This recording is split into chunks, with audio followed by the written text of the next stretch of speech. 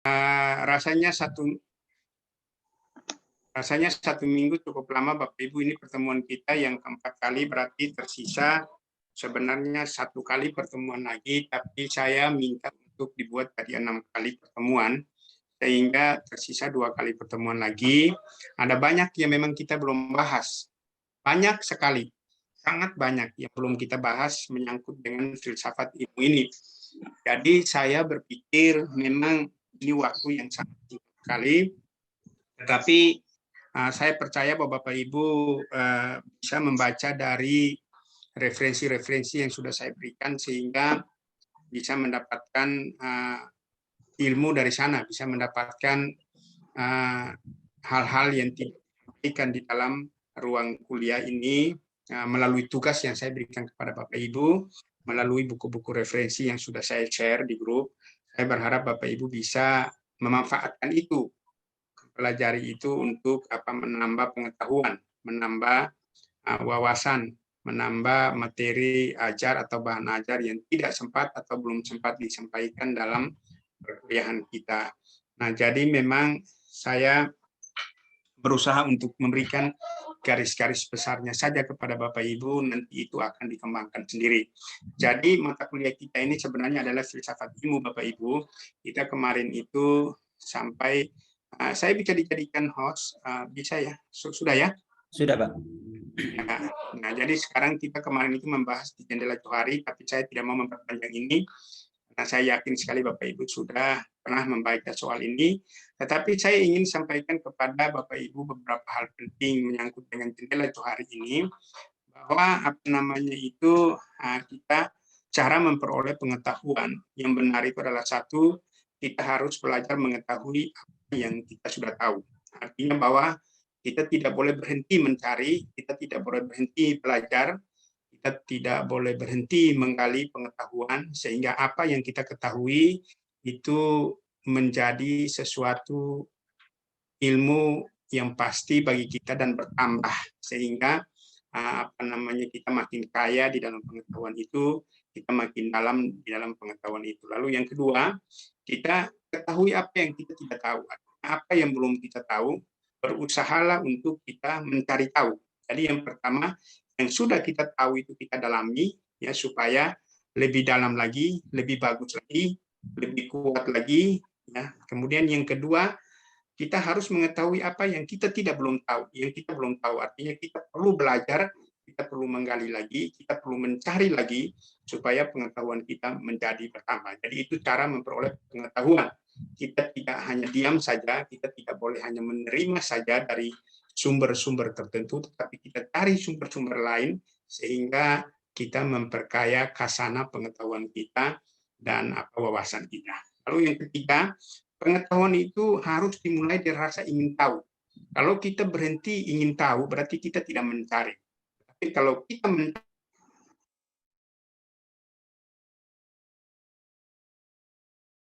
untuk mencari terus, menggali terus, mencari terus. Jadi ini dimulai dari satu keinginan ingin tahu, rasa penasaran tertentu di dalam hati kita, rasa penasaran tertentu sehingga kita mulai mencari tahu mengapa, bagaimana, dan apa yang terjadi di situ. Lalu yang kedua, kepastian itu dimulai dari rasa ragu-ragu. Jadi kalau ragu-ragu, Bapak Ibu, maka tidak boleh diam. Tapi kalau ragu-ragu berarti harus bertanya. Ragu-ragu berarti harus dipersoalkan. Karena kita tidak akan bisa memperoleh kepastian kalau kita tidak ragu-ragu. Jadi perhatikan, pengetahuan itu diperoleh dengan rasa ingin tahu. Kalau keingintahuan kita itu tinggi, maka itu akan menambah pengetahuan kita, akan menambah ilmu kita, akan menambah wawasan kita, akan menambah referensi-referensi pengetahuan dalam hidup kita. Lalu kepastian, perhatikan, pertama pengetahuan, yang kedua kepastian. Untuk memastikan sesuatu, ya maka kita harus ragu-ragu, harus mulai dari start ragu-ragu. Kalau kita tidak menyaksikannya, meragukannya, maka kita terombang-ambing. Kita menjadi seperti orang yang diombang-ambingkan kian kemari, dan akhirnya kita menjadi orang-orang yang tidak punya kepastian. Kita seperti orang-orang yang tidak punya jangkar, ya, tidak punya ya sauh, yang dilabuhkan ya kuat, sehingga akhirnya yang terjadi apa? Kita menjadi terombang-ambing, kita menjadi bimbang, kita menjadi cemas. Jadi supaya kecemasan kita itu, raguan kita, kekhawatiran kita itu dibentuk menjadi sebuah kepastian di hati kita, maka segala sesuatu harus kita mulai dengan ragu-ragu. Pertanyaannya, apakah kita juga harus meragukan firman Tuhan, meragukan kuasa Tuhan, meragukan pelayanan kita, meragukan penyertaan Tuhan, dan lain-lain?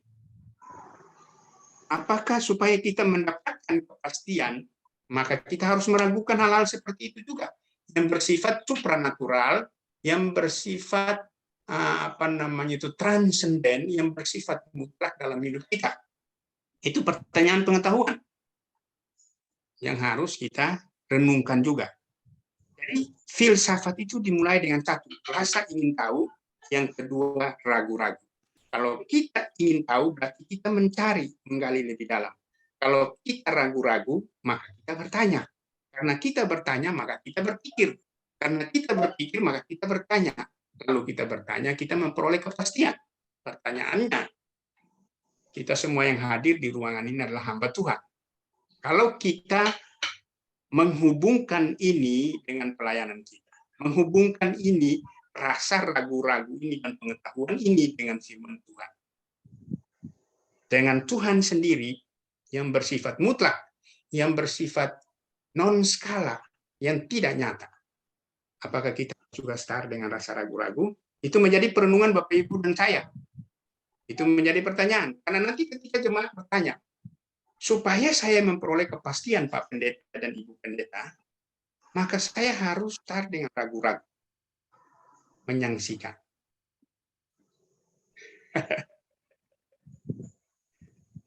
Bagaimana Pak? Apakah boleh saya start dengan ragu-ragu? Lalu Pak Pendeta bilang, tidak boleh, kamu berdosa. Kamu nanti dimarahin sama Tuhan kalau kamu ragu-ragu. Tapi apakah itu sebuah jawaban ilmu pengetahuan? Apakah itu sebuah jawaban pengetahuan? Sebuah jawaban yang memberi kepastian kepada seseorang yang sedang berdiri di persimpangan jalan. Dia bingung mau ke kiri, mau ke kanan, atau mau ke depan, maju, mundur. Begitu kira-kira Pak. Jadi begitulah cara memperoleh pengetahuan. Termasuk pengetahuan rohani, termasuk pengetahuan teologi. Tapi kalau kita menghubungkan itu dengan pengetahuan yang bersifat teologis, bersifat religius, maka ini menjadi sebuah penjelasan yang panjang, penjelasan yang melelahkan, penjelasan yang hampir mungkin membuat kita menjelaskan sendiri juga lama. Apa yang gue jelasin ya? Saya sendiri meragukan penjelasan saya. Gitu. Bagaimana Ibu Lolo? Apakah Anda pernah meragukan penjelasan Anda sendiri? Apakah Anda pernah meragukan firman Tuhan yang Anda sampaikan sendiri? Apakah Anda pernah meragukan motivasi yang Anda berikan sendiri? Apakah Anda pernah meragukan kasih yang Anda berikan sendiri? Ini kita belajar filsafat ilmu ya. Jadi Bapak Ibu jangan pikir saya ini ateis gitu loh. Jangan pikir, wah dosen ini kayaknya udah agak-agak miring. Enggak, Pak Daniel. Pak Daniel baru berdoa supaya kita diurapi. Aku diberkati. Panjang hidupku diberkati. Gitu Pak. Bagaimana Pak Daniel? Anda pernah ragu dengan doa Anda sendiri? Wah, ragu-ragu Pak. Kalau Bapak sendiri sebagai pendeta ragu-ragu gimana jemaatnya? Saya kalau berdoa saya pasti Pak, yakin banget saya terima. Itu ya Bu Sarah ya. Bu Sarah ini belajar begini, Bu Sarah ini saya salah kelas ini kayaknya. Saya belajar saya diobok-obok. Itu cara memperoleh pengetahuan. Gimana Pak Dodai? Jadi kalau kita memperoleh pengetahuan, maka kita harus start dengan satu, pengen tahu, kepo, kata orang zaman now gitu ya Bu Sarah, ya harus kepo. Kalau nggak kepo, maka nggak dapat pengetahuan. Tapi kepo yang sifatnya negatif dan positif itu beda loh Pak, Bapak Ibu. Ada orang yang keponya negatif banget. Ada orang yang keponya positif. Pengen tahu. Bapak Ibu keponya gimana? Nah, jadi filsafat itu sebenarnya pengetahuan sebenarnya dimulai dengan rasa kepo. Setiani pernah kepo Setiani? Kepo banget, lu kepo banget sih lu. Kepo itu artinya apa? Pengen tahu, ingin tahu, mau tahu aja Bu Deborah urusan orang gitu ya. Ya Vega ya, masih gadis-gadis udah kepo, apalagi kalau udah nenek-nenek, udah keponya bermasalah. Lalu kemudian yang kedua harus ragu-ragu. Kalau orang bilang Vega, Vega, I love you, Vega bilang gue nggak percaya gue. Ya itu startnya ragu-ragu gitu. Ya, Hosana udah argi belum Hosana ini ya. Pak Eson, makasih tugasnya udah dikasih, saya udah baca. Pak Eson, halo Pak Eson, Pak Eson. Nah, mana nih? Vega, Hosiana. Halo Hosiana. Hosiana, Vega, nyalain kameranya. Halo. Nah, ini anak dua hilang kelihatannya.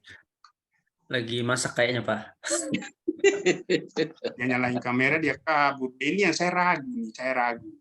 Meragukan. Nah itu Bapak Ibu, Ya, jendela shalom Johari. Bapak. Baguslah, masih ada, masih hidup.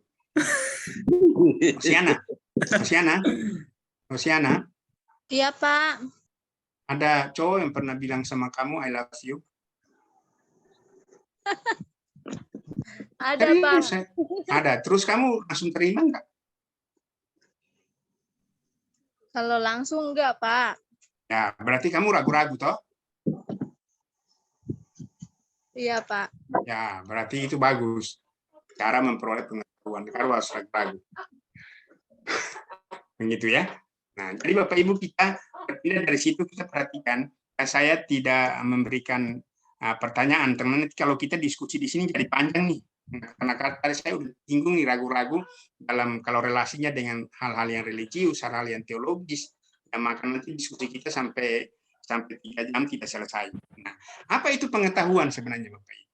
Pak Daniel, menurut Pak Daniel apa itu pengetahuan? Dan berapa tingkatan pengetahuan itu, Pak? Jadi kita mengetahui ini ilmu filsafat ilmu. Kita tahu, saya tahu apa berapa itu tingkat pengetahuan Bapak Ibu. Perhatikan baik-baik bahwa dasar dari segala sesuatu itu adalah pengetahuan. Pengetahuan itu melahirkan apa yang disebut dengan ilmu. Dan ilmu itu mesti divalidasi. Apakah ilmu itu sah atau tidak, diterima atau tidak. Jadi tingkatan dasar itu dari pengetahuan. Tapi kalau kita perhatikan bahwa pengetahuan itu memiliki tingkatan. Kalau kita perhatikan di dalam teori belajar, ada yang namanya taksonomi Bloom. Taksonomi Bloom itu mengatakan bahwa tingkatan pengetahuan itu menurut Simon Bloom, itu tingkatan pengetahuan itu ada 3. Ada 3 ranah, ada 3 level, ada 3 daerah. Yang pertama itu namanya kognitif, yang kedua itu namanya afektif, dan yang ketiga itu namanya psikomotorik. Bapak Ibu yang magister pendidikan harus mengerti ini. Taksonomi Bloom itu dalam konsep pengetahuan itu dibagi menjadi 3 ranah. Itu ranah kognitif, ranah afektif, dan ranah psikomotorik. Di dalam teori belajar itu dikatakan bahwa ranah kognitif itu pengetahuan, ranah afektif itu nilai, ranah psikomotorik itu skill atau keterampilan. Nah, alokasi materi ajar pendidikan agama Kristen itu lebih banyak itu di ranah afektifnya. Jadi dari 100% materi pendidikan itu alokasinya itu hampir 70% untuk ranah afektif, 15% saja untuk ranah kognitif, dan psikomotorik itu juga 15%, 30% untuk kognitif dibagi 2 dengan psikomotorik, sementara afektif itu dia menduduki angka 70 sampai 80%. Mengapa demikian Pak Daniel? Karena nilai itu sangat penting. Afektif itu sangat penting dibanding dengan kognisi dan psikomotorik. Jadi pengetahuan itu sebenarnya apa? Kalau kita perhatikan Bapak Ibu di sini, saya membuat sebuah gambaran, perhatikan. Pengetahuan yang paling dasar itu namanya tingkatan pengetahuan, itu yang paling dasar itu namanya tahu. Bukan tahu ya, tahu. Ini tingkatan dasar dari pengetahuan. Level kedua dari tingkatan pengetahuan itu namanya paham. Paham? Saya paham, Pak. Jadi dia mengerti, dia tahu. Tingkatan kedua itu paham. Tingkatan ketiga itu aplikasi. Setelah dia tahu, lalu kemudian dia paham, dan dia mengaplikasikannya. Nah, tingkatan keempat dari pengetahuan itu namanya analisa. Jadi Bapak Ibu perhatikan, ini tingkatan pengetahuan. Tingkatan kelima itu namanya sintesa. Sintesis. Lalu tingkatan paling tertinggi dari pengetahuan itu namanya evaluasi. Ini 6 tingkatan pengetahuan. Jadi kalau kita bicara tentang pengetahuan, maka ini dasarnya itu adalah tahu. Baru kemudian meningkat ke paham, lalu meningkat ke aplikasi, lalu meningkat ke analisa, dan kemudian meningkat ke sintesa, dan yang paling tertinggi itu adalah evaluasi. Jadi kalau masih di tahap 1, kita bisa mengevaluasi diri kita. Sekarang ini dari segi tingkatan pengetahuan, saya ini berada di level mana. Nah, kalau kita perhatikan Pak Dodai dan kita sinkronize ini dengan jendela Johari, ya, maka kita akan menemukan bahwa ada orang yang tahu di tahunya. Betul? Ada orang yang tahu di tidak tahunya, ada orang yang tidak tahu di tahunya, dan ada orang yang tidak tahu di tahunya. Ini level pengetahuan, Ibu. Nah, apa itu tahu sebenarnya? Tahu itu adalah begini, ya. Tahu itu sekedar mengingat, sekedar tahu. Ya, saya hanya sekedar mengingat saja Pak Sinuhali. Saya hanya sekedar tahu saja apa itu filsafat. Ibu dia, saya sekedar hanya tahu di pengetahuan saya. Saya tahu di tahu enggak Pak Mamai. Saya tahu di tahu saya, itu sekedar saya ingat, sekedar saya tahu. Paham Bapak Ibu? Halo? Pak. Haleluya. Paham, Pak. Kita mulai. Ibu Setiani, tahu itu sekedar ingat, sekedar tahu. Ya, Ibu Rosalia, itu dasar, itu pengetahuan paling dasar, tahu. Itu makanan paling enak, namanya tahu suka hati, tahu suka hati. Immanuel. Itu tahunya lembut, tahu susu suka hati. Haleluya. Saya jadi lapar nih. Jadi lapar nih tahu. Ya, Pak Mamahit.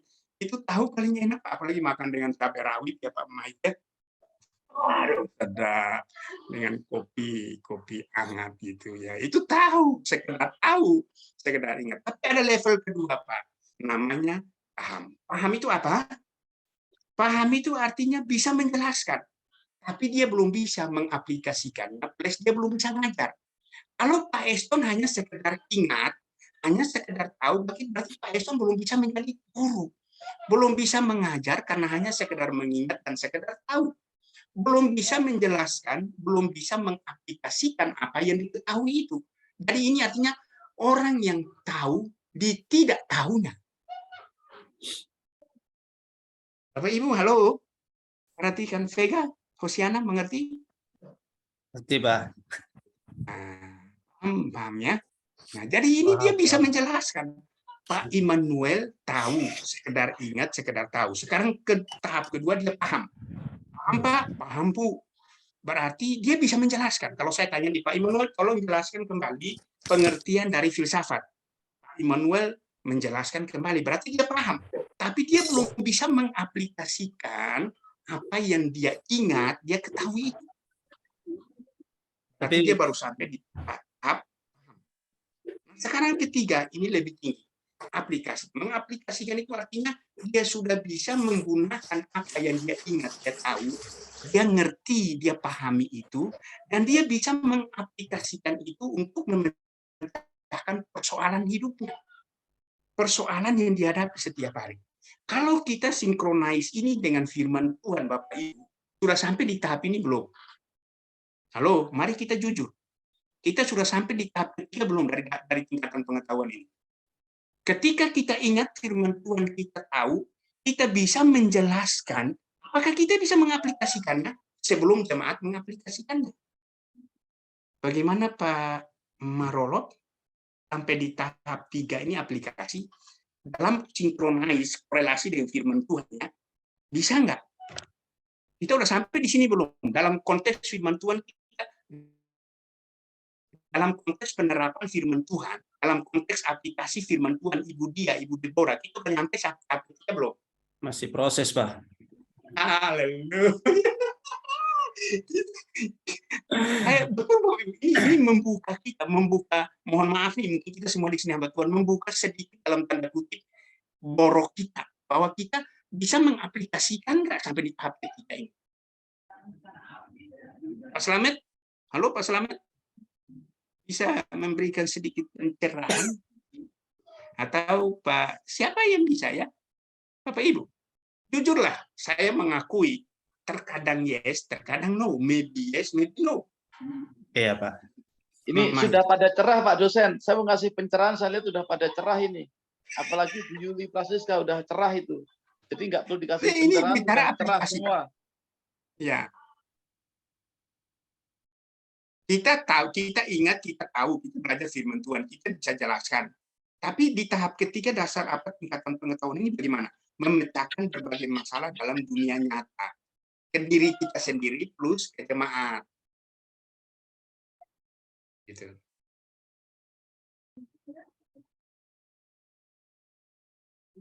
Halo Pak Slamet, nggak kedengaran suaranya Pak Slamet? Speakernya belum dibuka kelihatan. Ya, siap Pak dosen. Saya Ya, mau ngasih silakan. pencerahan. Tapi Ya, semua udah cerah, saya lihat Pak dosen. Itu ada Pak Marolop udah cerah, Yulianti Francisca udah cerah. Udah pada cerah semua. Oh begitu ya. Ya, jadi memang kalau kita melihat Bapak Ibu di tahap ketiga dari tingkatan pengetahuan ini dan kita korelasikan dengan pemberitaan firman Tuhan, pengetahuan firman Tuhan, Taurat yang kita baca setiap hari, maka kita perlu mengevaluasi kembali diri kita. Apakah sudah sanggup kita sampai di tahap ketiga ini di mana firman Tuhan itu sudah kita jadikan sebagai ya media alat untuk kita memecahkan berbagai masalah dalam dunia nyata kehidupan kita, juga dunia nyata kehidupan jemaat. Nah, ini kita perlu bertanya kepada diri kita sendiri, apakah memang seperti itu? Terutama terhadap diri kita sendiri sebagai hamba-hamba Tuhan, yang setiap hari menyampaikan firman Tuhan kepada jemaat. Saya yakin sekali, Bapak Ibu hari ini sudah menyiapkan firman Tuhan buat dikotbahkan besok. Buat disampaikan kepada jemaat besok sebagai teguran, nasihat, bimbingan, motivasi, kekuatan dan macam-macam sebagainya. Ya, apa temanya terserah Bapak Ibu mau memotivasi, mau menegur, menasihati, mengingatkan dan macam-macam. Tapi kita harus berusaha untuk sampai di tahap ketiga ini. Karena Bapak Ibu akan ada tahap 4 yang namanya analisa. Analisa ini, jadi kita bicara itu sedikit saya keluar ke firman Tuhan, tapi kita bicara pengetahuan, filsafat ilmu, kita bicara ilmu. Kalau ilmu Bapak Ibu, kita dasarnya sudah tahu, kita ingat, kita tahu, kita bisa jelaskan, kita paham, maka ilmu yang kita dapat itu seyogianya bisa kita aplikasikan dalam kehidupan kita, plus orang-orang yang kita ajar, kita bimbing. Itu bisa memecahkan berbagai masalah dalam dunia nyata. Entah itu kita tahu tentang apa, mungkin kita tahu tentang ilmu pengetahuan yang sifatnya sekuler maupun sifatnya rohani, yang sifatnya nyata maupun tidak nyata, yang sifatnya valid maupun tidak. Tetapi itu mesti kita bisa mengaplikasikan itu dalam kehidupan. Nah, yang ketiga, yang keempat dalam konteks ilmu pengetahuan ya, kembali lagi ya, itu analisa. Analisa itu artinya membuat gambaran, materi atau objek yang diketahui. Kalau orang sudah sampai di tahap ini Bapak Ibu, maka dia disebut analisator. Analisator. Analisator ini gajinya besar di dunia sekuler Pak Daniel. Analisator pajak, analisator ekonomi, analisa hukum, analisa tentang psikologi, analisa tentang segala macam hal. Terutama analisa pajak, analisa keuangan. Itu orang-orang yang bergaji tinggi. Orang-orang ini punya pengetahuan yang luar biasa. Karena mereka bisa menganalisa satu materi tertentu atau satu objek tertentu. Dan mereka ini disebut analisator. Ini pengetahuan yang tingkatan keempat saja sudah begini hebat sekali. Mereka di dunia sekuler, dunia marketplace, ini mereka digaji dengan gaji yang besar dia. Karena apa? Mereka menjadi analisator. Analisa pajak, analisa hukum, analisa ekonomi, analisa macam-macam, Bapak Ibu.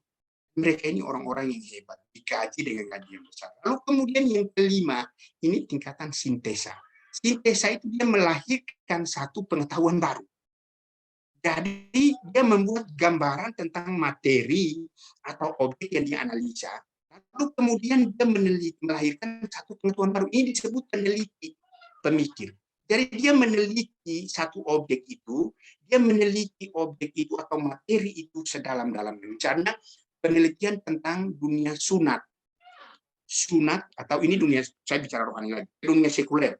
Penelitian tentang misalnya tentang apa namanya itu, sekarang lagi rame-ramenya mau pemilu nih. Penelitian tentang misalnya apa survei, penelitian tentang pemilih, segmen yang muda, segmen yang apa namanya generasi X, generasi Y, generasi Z, generasi Alpha, diadakan penelitian kira-kira kecenderungan tren mereka itu memilih presiden yang bagaimana. Nah, ini peneliti Pak pemikir melahirkan satu pengetahuan baru. Ternyata bahwa segmen generasi Z yang nantinya akan melahirkan generasi Y, Alpha, itu mereka cenderung memilih apa namanya itu presiden yang eksis di media sosial. Begitu Bu Julian. Jadi itu penelitian. Nah, itu melahirkan satu, itu sintesis namanya. Sintesa itu tingkatan pengetahuan yang disebut dengan sintesa. Dia meneliti dan kemudian melahirkan satu ilmu, satu pengetahuan yang baru. Misalnya ibu dia meneliti tentang sunat. Sunat itu sebenarnya secara teologis bagaimana dan secara biologis, secara kesehatan bagaimana. Apakah sunat itu berhubungan erat dengan keselamatan? Apakah kita orang Kristen sekarang harus perlu disunat? Nah, ibu dia kemudian melahirkan satu novum baru, satu novelta baru. Nah, makanya dalam penulisan, Bapak Ibu perhatikan, dalam penuliskan tesis, skripsi maupun disertasi, itu harusnya melahirkan novelty. Novelty itu penemuan baru. Novelty itu pengetahuan yang baru, ilmu yang baru. Jadi kalau saya bimbing mahasiswa tesis dan skripsi, lalu disertasi, tapi saya melihat tesisnya itu tidak membentuk satu, tidak melahirkan satu novelty, satu penemuan baru, maka orang ini belum sampai pada tahap sintesis. Ini agak berat nih, kita udah mulai masuk nih filsafat ilmu ya. Berat nih Pak. Pak Mamahit. Jadi kalau Pak Mamahit menulis pentingnya pujian penyembahan, menurut saya nggak ada novelty di situ. Novelty-nya apa Pak? Novelty itu sesuatu yang baru. Dari tulisan Bapak itu. Kalau Pak Sinuhaji, kalau Ibu Sarah, Pak Raja Guru menulis, tapi ini biasa-biasa saja, menulisnya biasa-biasa saja. Pentingnya doa, pentingnya puasa, hal-hal yang udah basi, nggak ada novelty-nya. Pak Nathanael tulis tentang pentingnya apa namanya itu pastoral counseling, nggak ada novelty-nya. Maka saya akan ada mahasiswa yang saya bimbing, dia menulis judulnya apa Bapak Ibu? Dari STB dia menulis judulnya pentingnya metode Pakem di dalam apa mengajar sekolah minggu. Saya ini nggak ada novelty-nya, diulang udah 5 kali, bab satunya saya bongkar. Kemarin ketemu saya dia nangis waktu sudah dibilang, Pak, Bapak kok begitu sih 5 kali? Saya bilang itu bisa 10 kali. Kalau kamu nggak membentuk satu novelty baru, kalau kamu nggak menemukan satu novelty baru, maka di Bapak Ibu di STT home base saya itu mahasiswa rada-rada takut kalau ketemu saya dalam pembimbingan. Karena itu di bab 1 bisa Anda terkatung-katung itu bukan apa, saya ingin supaya tulisan kamu itu bagus. Latar belakang masalah itu penting. Tapi di latar belakang masalah itu nggak ada novelty, tapi kamu belum sampai pada tingkatan sintesisnya. Kamu sudah menemukan objeknya, kamu sudah menemukan objek materinya, kamu menganalisanya, tapi kamu belum bisa menemukan satu novelty, satu pengetahuan baru untuk tulisan kamu itu. Jadi kalau Hermanus dapat bimbingan saya, hati-hati, bisa ulang-ulang. Perhatikan Bapak Ibu, hari ini saya arahkan saudara untuk menemukan novelty sampai pada tingkatan pengetahuan kelima, itu menulis tesis. Ini tujuan filsafat ilmu. Jadi kalau Anda hanya sampai di poin keempat dari tingkatan pengetahuan, menganalisa materi dan objeknya, tapi tidak menggali, tidak mengeluarkan novelty-nya, maka itu perluai. Biasa aja, Pak. Bu Deborah, Shalom, Bapak Ibu, masih ada damai sejahtera di hati? Masih, Pak. Ibu Gule, Pak Yopi, masih ada damai sejahtera di hati? Masih ya? Nyesal nih masuk filsafat ilmu. Gimana Hermanus, masih sejahtera? Masih, Pak. Saya ada sedikit ini pertanyaan. Pertanyaan. Ya, jangan sedikit, banyak juga nggak apa-apa, silakan. Banyak lebih bagus lagi. Kalau saya nggak bisa nanti Pak Dodai jawab. Kalau lihat di tadi kan yang pertama tadi kan bilang tahu, hanya sekedar tahu, sekedar mengingat. Nah, kalau kita udah masuk ke tahap yang kedua, bahwa kita paham, dikatakan tadi bahwa bisa menjelaskan, belum bisa mengaplikasikan. Nah, bagaimana orang yang sudah paham tapi tidak bisa menjelaskan? Dia sudah paham tapi tidak bisa menjelaskan, dia masih di tahap 2 itu, Hermanus. Dia masih di tahap 2, masih sekedar, bahkan mungkin dia masih di tahap 1, hanya sekedar ingat dan tahu saja. Dan dia bisa menjelaskannya, tapi dia belum bisa menjelaskannya, berarti dia belum bisa naik ke tahap ketiga. Karena kalau dia bisa menjelaskan seperti saya ini bisa menjelaskan, seperti Hermanus bisa menjelaskan, nah itu alangkah baiknya bisa diaplikasikan. Jadi begini, sederhananya begini. Ketika Hermanus mengajar misalnya di sekolah SMTK misalnya, SMTK. Kamu mengajar itu jangan teoritis saja. Teoritis itu artinya kamu di tahap tahu dan paham. Teorinya kamu sampaikan. Tapi kamu juga harus bisa membimbing mahasiswa itu untuk bisa apa yang kamu ajarkan itu bisa diaplikasikan. Tapi start awalnya dari diri kamu itu sudah bisa kamu aplikasikan dulu itu dalam kehidupan nyata kamu gitu ya. Nah, jadi pengetahuan tahap 1, 3 ini sebenarnya praktis banget itu ke diri kita, sebenarnya lebih kepada diri kita dan juga kepada orang-orang yang kita bimbing, kita ajar, begitu Pak. Kalau dia belum bisa, dia ingat, dia tahu, dia belum bisa menjelaskan, berarti dia masih di tahap 1 dan 2 itu, dia belum naik ke aplikasinya. Tapi kalau dia sudah bisa mengaplikasikannya, maka dia ada di tahap 3. Tahap yang paling sulit dan rada-rada sedikit sulit itu adalah tahap keempat, kelima, dan keenam. Maka kenapa saya di sintesis itu dalam segi ilmu pengetahuan Hermanus, itu kamu harus melahirkan. Sekarang misalnya, kamu sudah tahu tentang sesuatu, kamu ngajarin di SMTK. Kamu menemukan satu proses, satu problem atau satu masalah di sana. Misalnya masalah metode mengajar. Ya, Hermanus menemukan bahwa metode mengajar yang digunakan selama ini di sekolah menengah teologi Kristen kelihatannya metode yang biasa-biasa dan standar saja. Metode ini menyebabkan siswa itu menjadi ngantuk, menjadi bosan, dan mereka sulit untuk menerima dengan gampang materi yang kamu sampaikan. Berarti kan yang bermasalah di sini apa, Hermanus? Yang bermasalah di sini adalah metode penyampaian kamu kepada mahasiswa yang bersangkutan. Berarti kamu mulai membuat satu semacam penelitian. Kamu cross-check cara ngajar kamu, metode kamu dengan dosen guru-guru yang lain. Ternyata sama juga. Berarti kamu menyimpulkan, membuat hipotesis sementara bahwa metode yang tidak benar menyebabkan siswa bosan, jenuh, dan tidak menerima pengajaran dengan baik. Itu hipotesisnya. Dari hipotesis itu, lalu kemudian kamu membuat gambaran objeknya. Nah, kamu mengadakan penelitian. Nah, penelitian itu kamu sudah sampai di tahap analisa. Kamu menganalisa metodenya, kamu menganalisa cara ngajarnya, kamu menganalisa segala sesuatu, lalu kemudian kamu meningkat kepada apa yang disebut dengan sintesis. Kamu harus melahirkan satu novelty baru. Ya, itu caranya seperti itu, Hermanus. Misalnya kamu mau penelitian tentang metode ngajar yang baik dan benar. Ya, begitu toh. Kamu menemukan satu persoalan, satu masalah di SMTK soal metode mengajar. Maka kamu harus fokus di situ. Itu materinya, itu objeknya, metode mengajar. Begitu ya. Kamu menganalisa itu. Nah, ketika kamu menganalisa itu, maka kamu melahirkan satu pengetahuan yang baru. Kamu disebut peneliti. Maka dalam penulisan tesis itu selalu kamu menggunakan kata ganti kedua.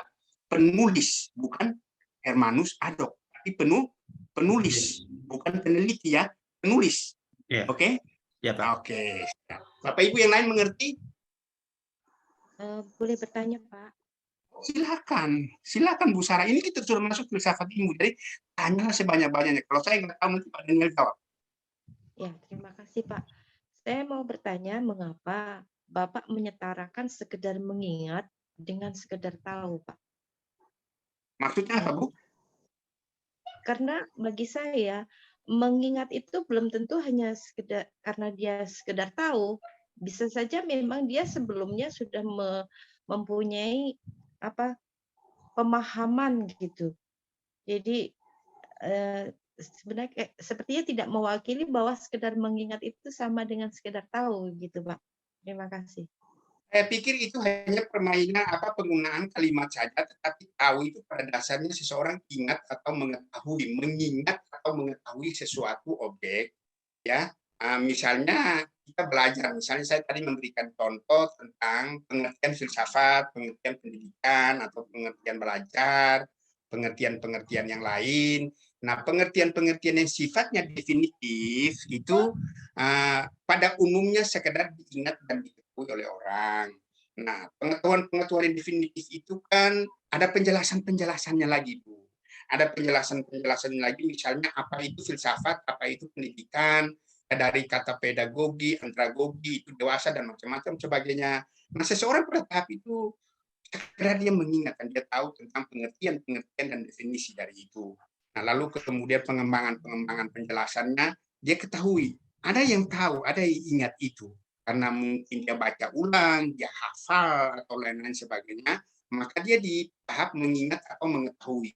Mengetahui, tahu, atau ingat itu buat saya, bagi saya itu sama saja. Artinya itu dia simpan, dia ingat, dia tahu di otaknya, tapi ketika sampai ke level kedua, memahami, paham, kemudian dia bisa menjelaskannya, mungkin bisa menjelaskannya, tapi sampai dia belum sampai pada tahap mengaplikasikan. Nah, jadi kalau Ibu mempersoalkan kata sekedar mengingat atau tahu, maka buat saya itu sebenarnya sama saja, sama seperti bangun, berdiri, gambar rupa, lalu senantiasa, begitu ya. Ada pertukaran kata-kata seperti itu, kira-kira begitu Ibu Ibu Sarah, ya. Iya, karena saya tadi berangkat dari itu, Pak.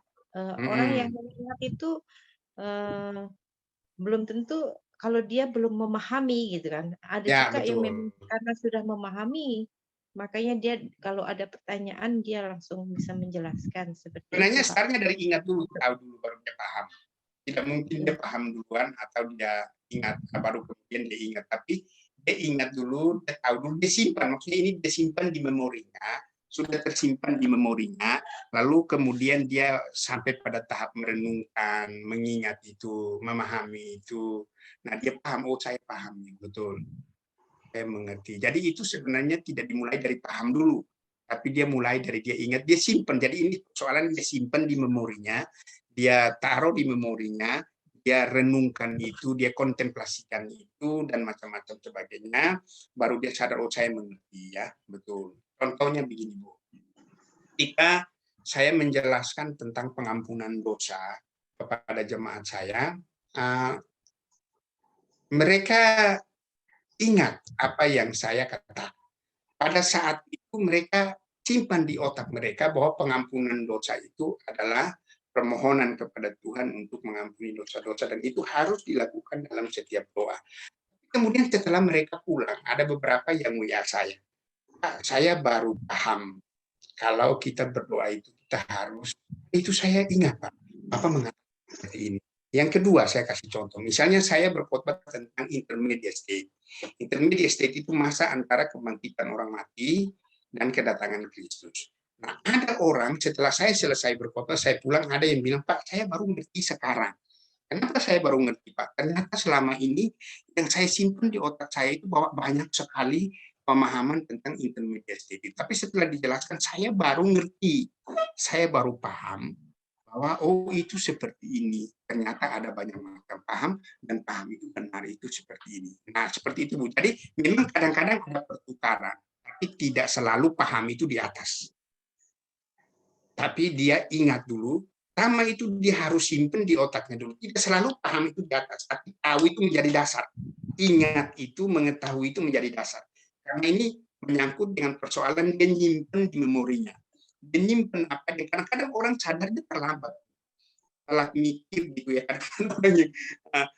Kadang-kadang telat mikir, nanti kemudian dia oh saya baru paham ya seperti itu. Saya baru paham. Jadi memang urutannya seperti itu. Tapi memang kadang tertukar, tapi tidak selalu, dan tidak selalu paham itu ada di atas. Ya, begitu Bu Dia. Bu Sarah ya. Baik. Terima kasih. Bisa tanya Pak ya? Ya, silakan Pak. Bolehkah ini digolongkan hanya sekedar tahu ini, jadi tipe orang yang pesimis dan optimis? Artinya kalau dia pesimis, dia hanya tahu aja, tetapi dia nggak yakin untuk mengembangkannya. Artinya keinginan niat mengembangkan karena dia mungkin ragu. Maka dibilang dia jadi tipe yang orang yang pesimis. Tetapi tipe yang optimis, dia jadi ingin mengembangkan berinovasi tentang pengetahuan itu. Bisa nggak Pak itu di Bisa seperti itu. Maka tadi saya katakan berfilsafat itu seperti satu pengetahuan. Cara memperoleh pengetahuan itu satu, dia harus punya rasa ingin tahu, ada keponya. Orang kepo itu orang optimis Pak. Nah, lalu kemudian yang kedua dia ragu-ragu. Dia mesti ragu-ragu dulu. Jadi cara memperoleh pengetahuan itu adalah satu, dia harus kepo, ingin tahu.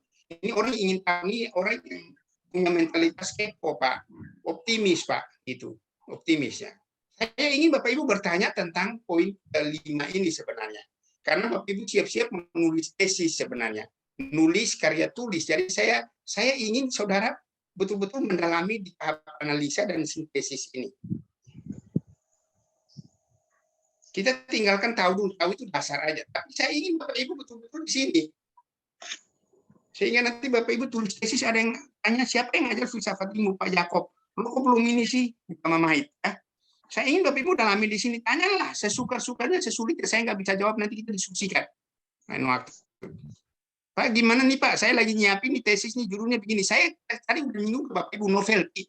Harus ada sintesisnya, harus ada novelty-nya. Sintesis itu novelty, penemuan baru.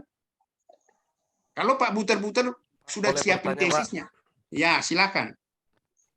Ya, Pak Daniel. Mengenai yang sintesa tadi yang Bapak sampaikan, kebetulan memang kita kan semua rata-rata akan buat tesis ya.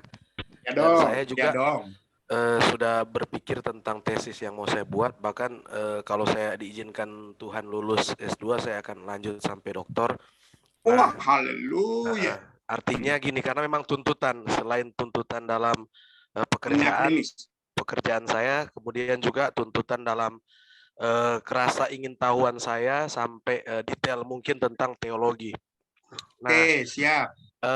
Artinya kan tadi Bapak bilang kita harus memiliki penelitian yang baru atau memikirkan hal yang baru. Tapi kalau kita menyimpang dengan atau berbeda dengan pemikir yang lama, nanti kita dikatakan sesat. Nah itu gimana itu Pak? Maksudnya kita juga harus berhati-hati, jangan sampai seperti saya lihat ada beberapa doktor yang terkenal karena mereka ingin berbeda dengan cara teolog-teolog yang lama, sehingga lahirlah pemikiran-pemikiran yang baru yang menyesatkan mereka juga. Akhirnya mereka dikatakan sesat gitu. Saya lebih bagus dibilang sesat dari pemikiran, tapi itu tidak sesat di hati dan iman.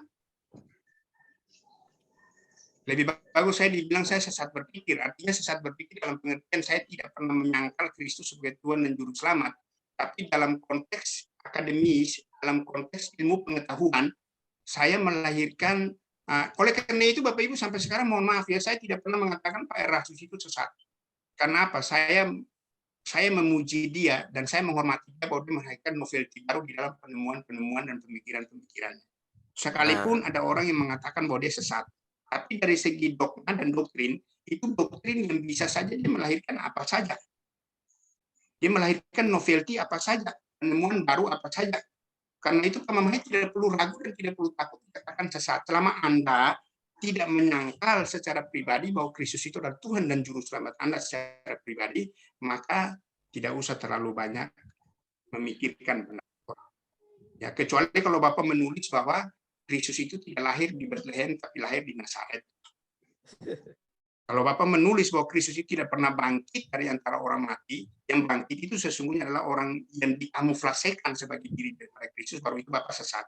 Tapi selama pemikiran-pemikiran yang melahirkan novelty, melahirkan gagasan-gagasan teologis yang baru, teologis yang baru, tapi alkitabiah sesuai dengan Alkitab, no way. Maksudnya jalan terus, maksud saya. Ya. Jadi tidak perlu terlalu ragu, Pak. Misalnya begini, Pak. Bapak menulis tentang keutamaan Kristus menurut kitab Klotset.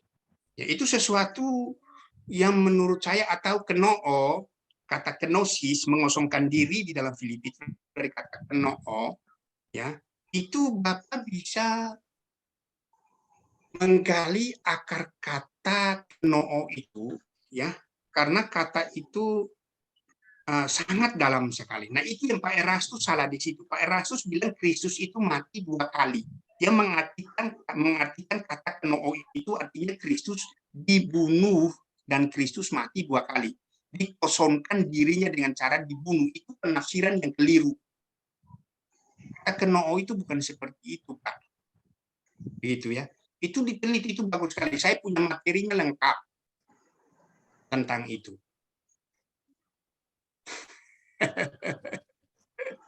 Gitu. Jadi memang Pak Erastus salah di situ. Jadi Kristus itu bukan ho theos, tapi dia theos. Kalau kata ho, kata sandang, I am the way, kata de itu kata sandang, Pak. Pengganti kata Yunaninya ho. Kalau kita menghilangkan kata ho-nya, itu berarti Kristus itu memang tidak punya status itu sama dengan Allah. Hakikat substansinya tidak sama dengan Allah. Itu kesalahan Pak Erastus di situ. Itu pertama. Yang kedua, bahwa Kristus itu kenosis, itu berarti Kristus dibunuh, dikosongkan. Jadi Kristus itu mati 2 kali. Itu salah fatal, Pak. Itu salah fatal. Tidak boleh. Memang kita mau melahirkan pemikiran teologis novelty yang baru, tapi kalau itu bertabrakan dengan kebenaran Alkitab, bertabrakan dengan hukum penafsiran dan eksegese yang betul, itu berarti Bapak salah. Tapi selama itu seturut dengan penafsiran dan eksegesi yang benar, jalan terus, gitu. Kan melahirkan novelty yang baru. Jadi kan jemaat belum mengerti itu apa sekarang itu. Apa itu kenoo? Apa itu kenosis? Apa itu mengosongkan diri? Apakah memang Kristus betul-betul dikosongkan keilahiannya? Apakah betul-betul Kristus dibunuh dalam tanda kutip, diambil keseluruhannya dan betul-betul kosong? Betul-betul kenosis. Itu yang harus dibedah, Pak. Jadi kalau Bapak misalnya bilang, apakah benar orang Israel itu menyeberangi Laut Teberau? Dalam teori ilmu, dalam teori pengetahuan, saya ragu. Saya mau buktikan bahwa mereka betul-betul menyeberangi Laut Teberau, bukan alang-alang merah. Gitu. Nah, itu novelty, Pak. Bapak mau buktikan itu, Bapak buat hipotesis. Dan Bapak melahirkan dari hipotesa itu, tesis-tesis, tesa-tesa Bapak itu melahirkan novelty baru. Pembuktiannya. Kan kalau tulis tesis kan variabelnya kan harus lebih dari 3. Kalau skripsi kan 2-3. Kalau tesis itu 3-4. Kalau disertasi itu 4-5, Pak Mama. Itu baik-baik. Nah, jadi Bapak mengembangkan skripsi ke tesis, itu nambahin aja variabelnya. Bapak kembangkan tesis ke disertasi, nambahin saja variabelnya.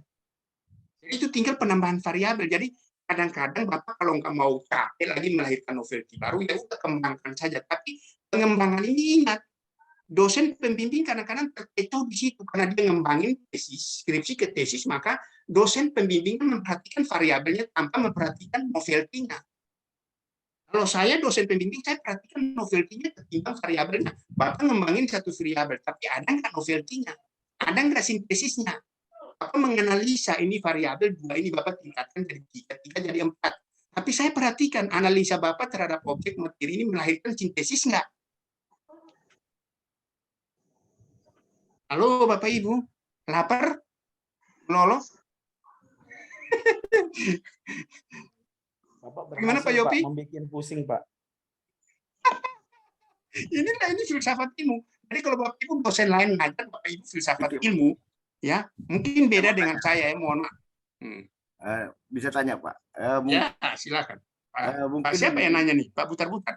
Pak Daniel ada angkat tangan. Tunggu Pak Daniel ya. Waiting list. Saya mungkin berpikir gini Pak, mungkin tergantung landasan berpikir. Nah, kejadian 1 ayat 26 itu dibuat ada landasan berpikirnya lembaga surgawi. Kalau lembaga surgawi maksudnya apa lembaga surgawi? Ya, maaf Pak, bentar Pak ya. Kalau Erastus lembaga ilahi. Jadi Tritunggal itu dilandasi dengan lembaga ilahi. Makanya ada tahap-tahapnya. Sementara yang ketiga tadi bukan lembaga, 3 pribadi itu kan kita itu. Nah, jadi kan saya melihat memang kayaknya memang ini pengembangan ini, sintesis ini tergantung di landasan berpikirnya Pak.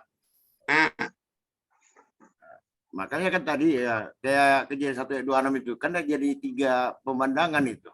Lembaga surgawi itu Tuhan dengan malaikat, lembaga ilahi yaitu Bapa, Anak dan Roh Kudus, lembaga sebagai 3 pribadi yaitu Bapa, Anak, Roh Kudus. Jadi landasan berpikir kayak Erastus misalnya yang kedua Pak saya lihat. Jadi kayak yang saya perhatikan itu gimana kita mengembangkan suatu pola itu memang tergantung dari landasan dia berpikirnya dari mana, kayaknya seperti itu kira-kira yang saya lihat. Ya, baik. Makasih Pak Raja Guguk. Pak Raja Guguk, skripsi saya itu sistematik teologi, judul skripsi saya itu doktrin Tritunggal dasar gereja sepanjang masa. Dan mohon maaf Pak, dari semua mahasiswa tahun 97 yang lulus dari ST Injili Aras Damar, satu-satunya mahasiswa yang berani menulis tentang doktrin Tritunggal adalah saya. Tidak ada yang lain Pak. Dan kalau Bapak berkata bahwa pembahasan saya itu secara khusus memang di kejadian 1 ayat 26. Baiklah, marilah kita, perhatikan kata kita, menjadikan manusia itu menurut gambar dan rupa kita. Kata kita itu berapa Pak Marolo? Lebih dari 1. Lebih dari 1. Berarti bisa 2, bisa 3. Bisa. Tapi apakah itu bicara tentang Tritunggal? Tritunggal. Apakah itu bicara tentang Tritunggal? Iya. Kalau Bapak bicara lebih dari 1 kan bisa 2, berarti dia Tritunggal bukan Tritunggal. Tapi kan kalau lebih dari 1 berarti bisa 4, kuartet. Izin Pak. Ya. Izin Pak dosen.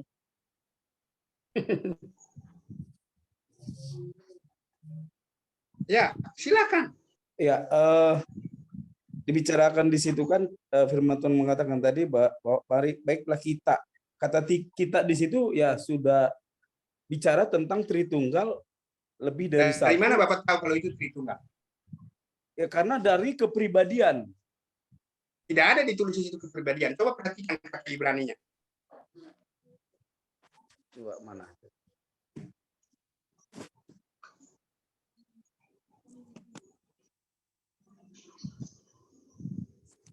Kata kita hanya menggambarkan jamak aja Pak di situ. Nah, kalau Bapak mengatakan jamak, saya setuju. Jamak itu berarti lebih dari 1. Kalau Bapak mengatakan itu sudah menggambarkan istilah, kata istilah Tritunggal berarti itu tidak ada. Tapi konsep istilah dan konsep itu berbeda. Konsep tentang Tritunggal itu bukan hanya ada di 1, 2, 6, tapi dari 1 kejadian pun itu sudah ada konsep tentang Tritunggal. Konsep berbeda dengan istilah Pak ya. Istilah itu tidak ada, Alkitab tidak pernah menulis istilah Tritunggal, tapi konsep Tritunggal itu sudah ada sejak dari kejadian 1, pasal 1. Nah, itu kita tinggalkan itu dulu, nanti jadi lama. Nah, Pak Butar-Butar, keep itu dulu, nanti Bapak bisa tanyakan ke Pak, kita bisa diskusikan, itu skripsi saya. Jadi saya... Siap Pak. Ya Pak Daniel, silakan Pak Daniel, supaya kita cepat. Ini waktu kayaknya terbatas sekali ya Bapak Ibu ya. Kayaknya diskusi-diskusi kita ini menarik, tapi... Ya, silakan Pak Daniel. Harus 4 jam ini Pak. Iya, siap. Terima kasih. Menyambung dari pertanyaan dan pernyataan Pak Mamahai tadi. Ya. Saya mendoakan supaya Pak Mamahai bisa lulus S2 dan kemudian melanjutkan Amin, ke amin, S3. haleluya. Dan kemudian Amin, menjadi amin. berkat orang yang banyak gitu ya. Menyinggung dari banyak hal yang terjadi sekarang ini, terutama tentang Tritunggal, apalagi yang tadi sampaikan Pak dosen dan Pak Butar-Butar tadi, ya. Saya hanya mengungkapkan ya itulah antropomorfisme tentang bahasa manusia, yang satu dengan yang lainnya itu berbeda. Kalau jadi satu ya itu akan sudah ada di surga rasanya kalau jadi satu. Tetapi memang pendapatnya berbeda. Dan untuk permasalahan yang Tritunggal ini ya memang akan sampai kapanpun akan ada perbedaan dan perbedaan, Pak. Saya itu lulus S1 saya tahun 95. Ya. Dan kemudian pada waktu itu saya dibimbing oleh Pak Erasto Sabdono, dan kemudian Dewan Pengujinya juga Pak Erasto Sabdono, dan kemudian mata kuliah yang pada waktu saya ambil itu banyak sekali mata yang diajarkan oleh beliau, dan kemudian ajarannya itu ya rasanya ajaran-ajaran standar menurut saya, karena berbuku pada konseli tentang ketetapan Bapak Gereja, dan bisa dikatakan dia waktu dulu itu akan berbicara demikian. Kita udah diberikan patokan-patokan oleh Bapak Gereja, dan Bapak-Bapak Gereja itu juga tidak mematok sendiri. Dia adalah orang-orang yang dipimpin oleh Roh Kudus, dan kemudian berikutnya ya kita harus lebih pintar, kata beliau, daripada Rasul Paul. Apalagi murid-murid yang lain itu tentang Petrus itu dari latar belakang nelayan. Kita harus pintar karena kita kan hidup di zaman sekarang ini, dan sampai sekarang ini beliau bilang ya teologianya itu berkembang, itu ya berkembang, dan kemudian tidak bisa diikutin oleh orang-orang yang lain gitu. Dia bilang begitu. Memang betul ya, tidak bisa diikuti oleh orang lain.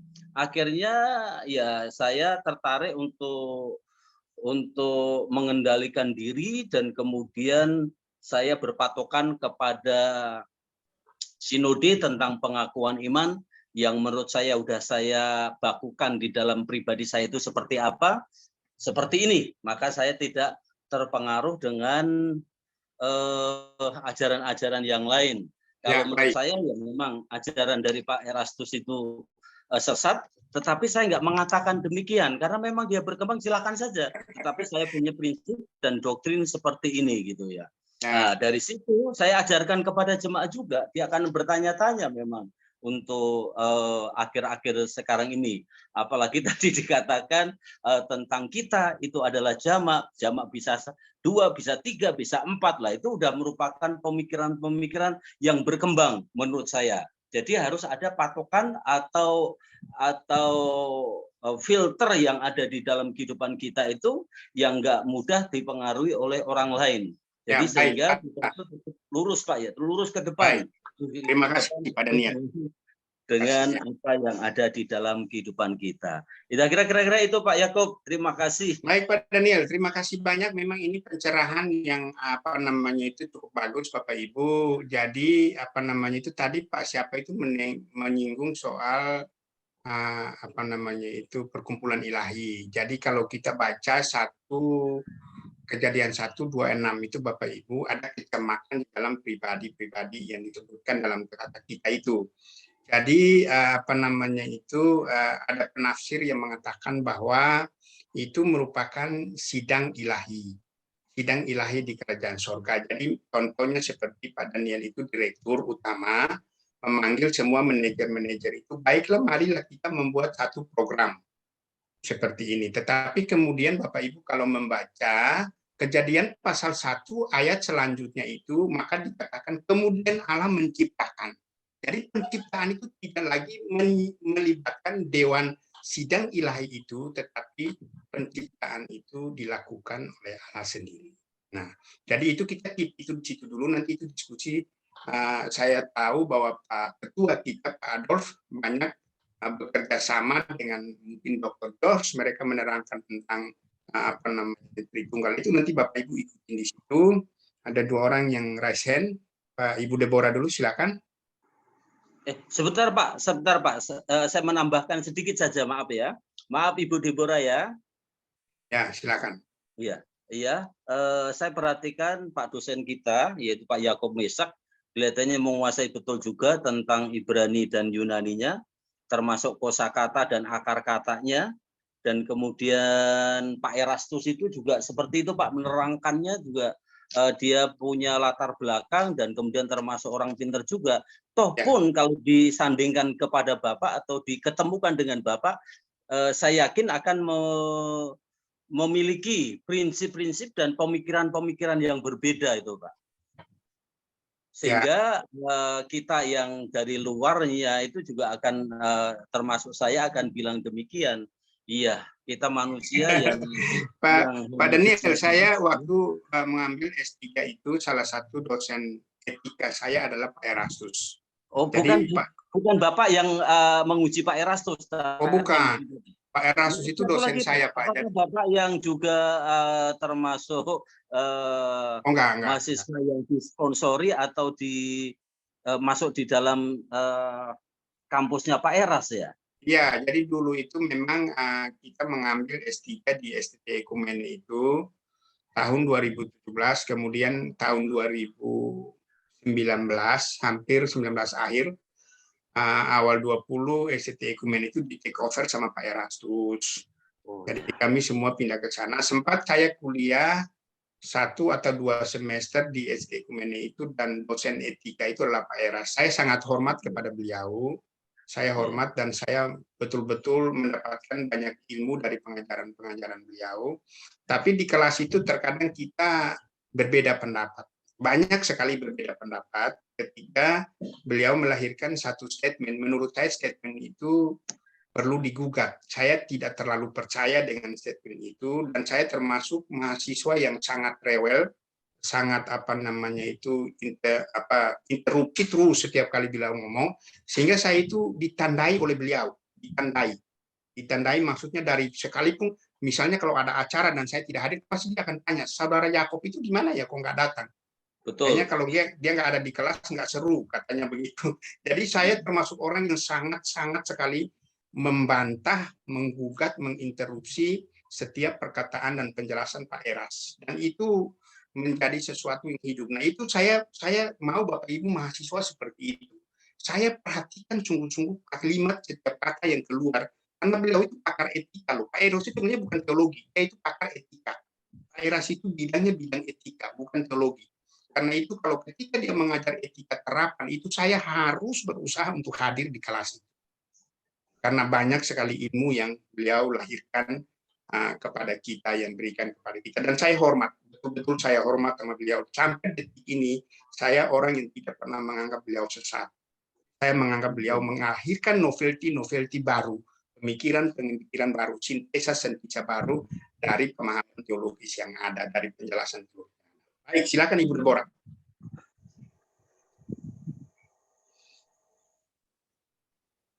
Bu Deborah, silakan. Iya Pak, maaf Pak. Terima kasih untuk waktunya Pak dosen. Yang saya mau tanyakan adalah mungkin agak kurang ke arah filsafat ilmu, tapi tadi dijelaskan 6 tingkatan pengetahuan. Tiba-tiba saya terpikirkan dengan sesuatu, dan ini masuk ke kategori mana kalau masih masuk atau tidak masuk sama sekali, yaitu terkadang revelation, pewahyuan. Kita sering dapat namanya pewahyuan atau revelation. Kalau yang saya alami secara pribadi, misalnya ketika kita sedang membawa firman Tuhan, ya, yang sudah kita persiapkan, namun dalam penjabarannya atau ketika kita membawa firman Tuhan, ada hal-hal baru yang disampaikan. Jadi saya yang menyampaikan sendiri baru tahu saat itu. Jadi kayak terbuka pikiran. Nah itu masuk kemana? Tahu, paham, atau ke apa? Karena jadi bingung sendiri. Kita yang mengajar, kita malah akhirnya mengerti ketika sedang mengajar. Gitu ya Pak, yang saya mau tanyakan, revelation atau pewahyuan. Baru pertanyaan saya yang kedua, untuk seorang pengkhotbah atau pengajar harus sampai di tingkatan yang mana untuk dapat baik atau direkomend untuk bisa berkhotbah atau mengajar? Apakah harus sudah sampai ke posisi evaluasi atau dalam posisi paham pun kita sudah boleh berkhotbah, atau harus sampai ke mengaplikasikan atau harus ke analisa atau ke sintesa? Itu aja Pak pertanyaan saya Pak. Terima kasih. Baik Ibu Deborah, saya jawab dari belakang. Sebagai seorang pengkhotbah, alangkah baiknya kita sampai di tahap aplikasi dan sebisa mungkin kita bergeser kepada menganalisa dan meneliti objek yang kita khotbahkan itu. Karena kalau kita bicara menganalisa dan meneliti, berarti itu kita sudah sampai sebenarnya di tahap menafsir, mengeksegesi, itu sebenarnya sudah sampai di tahap ini Bu. Sudah tahap ini. Jadi ketika Ibu mengambil satu tema atau satu teks, ya lalu kemudian Ibu menganalisa teks, membaca teks tersebut, memahaminya, menganalisanya, kalau kemudian meneliti apa yang ada dalam teks itu, kadang-kadang tahu, paham, Ibu melompati aplikasi ini sebenarnya kan penerapan dalam hidup kita setiap hari dari apa yang kita baca, dari apa yang kita pelajari tersebut sebenarnya. Jadi ini lebih kepada penerapannya, aplikasinya dalam hidup kita. Jadi sebagai seorang pengkhotbah, alangkah baiknya memang semua tingkatan pengetahuan itu kita harus lalui.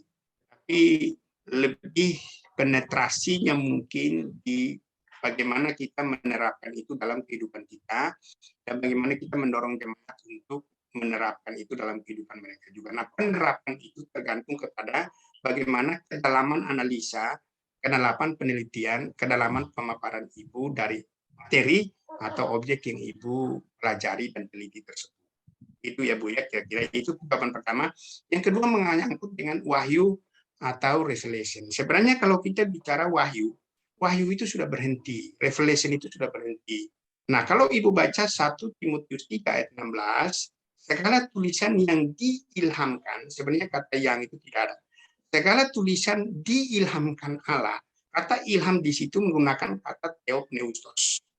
Kata theopneustos itu artinya dinafaskan, dihembuskan oleh Allah. Nah, pada saat pengilhaman Alkitab itu ada 3 tahap. 1 yang namanya revelation, yang 2 namanya inspiration, yang ketiga itu namanya illumination. Tahap revelation atau wahyu itu sudah selesai, yaitu perjanjian lama dan perjanjian baru. Oleh karena itu sebenarnya kita tidak perlu meminta lagi revelation, wahyu. Nah, tahap kedua itu adalah inspiration. Inspiration itu tujuannya apa? Tujuannya supaya wahyu atau revelation yang diberikan itu tidak tercecer, tidak berkurang, maka Tuhan memberikan inspiration kepada para penulis supaya utuh kitab itu, satu kitab itu, dalam kata maupun dalam kalimat. Nah, jadi tahap wahyu atau revelation itu sudah selesai, inspiration itu selesai, yang tersisa sekarang itu adalah illumination. Jadi kalau Ibu mengajar, menggali sebuah Alkitab, sebuah teks atau sebuah kata, lalu kemudian kan tidak perlu minta wahyu atau inspiration lagi, revelation, tapi minta illumination. Illumination itu apa? Pencerahan, penerangan dari Roh Kudus, supaya kita memahami wahyunya, revelation-nya yang kita baca itu. Jadi kalau Ibu mendapatkan sesuatu yang baru, kadang kita menggunakan kalimat ini dan sering kita menggunakan kalimat ini, oh, gue dapat inspiration baru, gue dapat inspirasi baru. Oke, nggak masalah. Tetapi dari segi teologis itu nggak benar. Karena yang kita dapatkan itu sebenarnya bukan inspirasi baru, tapi dari iluminasi Roh Kudus itu kita mendapatkan pencerahan sehingga ide-ide gagasan baru itu muncul, lalu kemudian kita mengajarkan itu. Seperti itu Bu Deborah ya. Jadi yang Ibu dapatkan itu sebenarnya karena Ibu berdoa sungguh-sungguh kepada Roh Kudus, maka Roh Kudus memberikan iluminasi kepada Ibu untuk memahami dan mengerti revelation daripada Allah yang Ibu baca. Kira-kira begitu, Bu Deborah. Berarti itu masuk ke mana, Bapak? Tahu, paham? Masuk ke tahap semua ini, ya. Tahu, paham, aplikasi, masuk ke situ. Makanya tadi saya katakan, saya jawab dari belakang. Kadang-kadang memang Ibu satu objek atau materi Ibu sedang gali, ya kan? Ibu sedang tafsir, Ibu sedang eksegese, ya kan? Ibu sudah melalui tahap tahu, paham itu. Nah, lalu kemudian Ibu menganalisa, lalu mengajarkan ini. Kadang-kadang aplikasi itu ikut juga di belakang gitu. Jadi artinya urutan ini tidak baku dalam pengertian begini. Kita harus tahu, paham aplikasi analisa begitu enggak. Tapi kadang-kadang makanya saya katakan analisa sintesis itu, misalnya ibu menemukan satu objek, ya kan? Ibu ingat tahu satu objek, lalu ibu menggali itu, ya ibu memahami itu, mengerti itu, ibu ajarkan itu. Ya, jadi tahap-tahap ini, yang 5 ini, tahap ke-6 ini kan expert sebenarnya. Ini kan tahap evaluasi, ini kita sebut tahap expert. Expert itu apa? Mengidentifikasi atau menilai materi objek tersebut. Itu ibu sudah ahli, sudah expert, sudah ahli. Jemaat menganggap kita hamba Tuhan ini expert, ahli teologi. Karena itu ibu disebut sarjana teologi, magister teologi, doktor teologi. Nah, itu gelarnya. Nah, tapi kalau kita sampai di tahap evaluasi itu sebenarnya kita sudah ahli untuk menjelaskan, tapi pertanyaannya ketika orang menyebut kita expert, ahli, apakah kita sudah menganalisa dan meneliti lebih dalam, atau kita hanya sekedar ngomong sekenanya saja, menggali, menafsir sekenanya saja. Nah, jadi tahapan semua ini terjadi dalam hidup seorang hamba Tuhan sebenarnya. Dalam seorang penafsir, dalam seorang eksegetor, ini semua berlaku dalam hidupnya. Itu. Tapi untuk ibu pribadi, kalau ibu bertanya untuk ibu pribadi, kalau tahu firman Tuhan, bisa menjelaskan firman Tuhan, praksisnya bisa nggak diterapkan dalam hidup setiap hari? Itu aja. Tapi dari segi ilmu, maksud saya seperti itu, dari segi ilmu pengetahuan, ketika kita mengamati satu materi atau satu objek, kita sedang ingat tahu satu objek atau satu materi, dan kita gali itu, kita tafsir itu, apakah itu sudah sanggup mengaplikasinya dalam hidup? Itu aja pertanyaannya. Jadi kalau ibu tanya, mana yang duluan? Semuanya terjadi dalam hidup kita. Ketika saya sedang duduk, misalnya saya mau persiapkan besok mau bicara nih, mau khotbah, ya mau khotbah kepada jemaat, mau khotbah dari Mazmur 23, itu tema saya khotbah besok. Ya, misalnya gembala yang baik. Saya objeknya itu gembala yang baik. Bu Deborah, paham? Gembala yang baik. Saya sedang mengeksegese, sedang menafsir itu. Apa sih itu gembala yang baik? Gembala yang baik, gembala yang besar, gembala yang agung, itu kan ada gembala besar, gembala baik, gembala besar, gembala agung. Kita ini gembala apa? Ibu gembala itu gembala apa? Saya sedang menggali itu, Pak. Anda gembala baik, gembala besar, atau gembala agung? Gembala yang baik. Nah itu, jadi Ibu Deborah itu semua berlaku. Bagus sekali pertanyaannya. Apa masih ada yang belum dimengerti Ibu Deborah? Sudah mengerti. Halo? Bapak, terima kasih. Pak, saya izin mau pulang dari sekolah, tutup kamera ya Pak. Oh baik, terima kasih. Pak Dodai tadi, silakan Pak Dodai. Nanti setelah itu Ibu Gule. Wah ini ternyata... Mungkin sudah dipertanyakan juga Pak. Mungkin Ibu itu dulu lah Pak. Oke, baik. Baik. Nah kalau begitu kita pilih Ibu Gule. Ibu Gule silakan.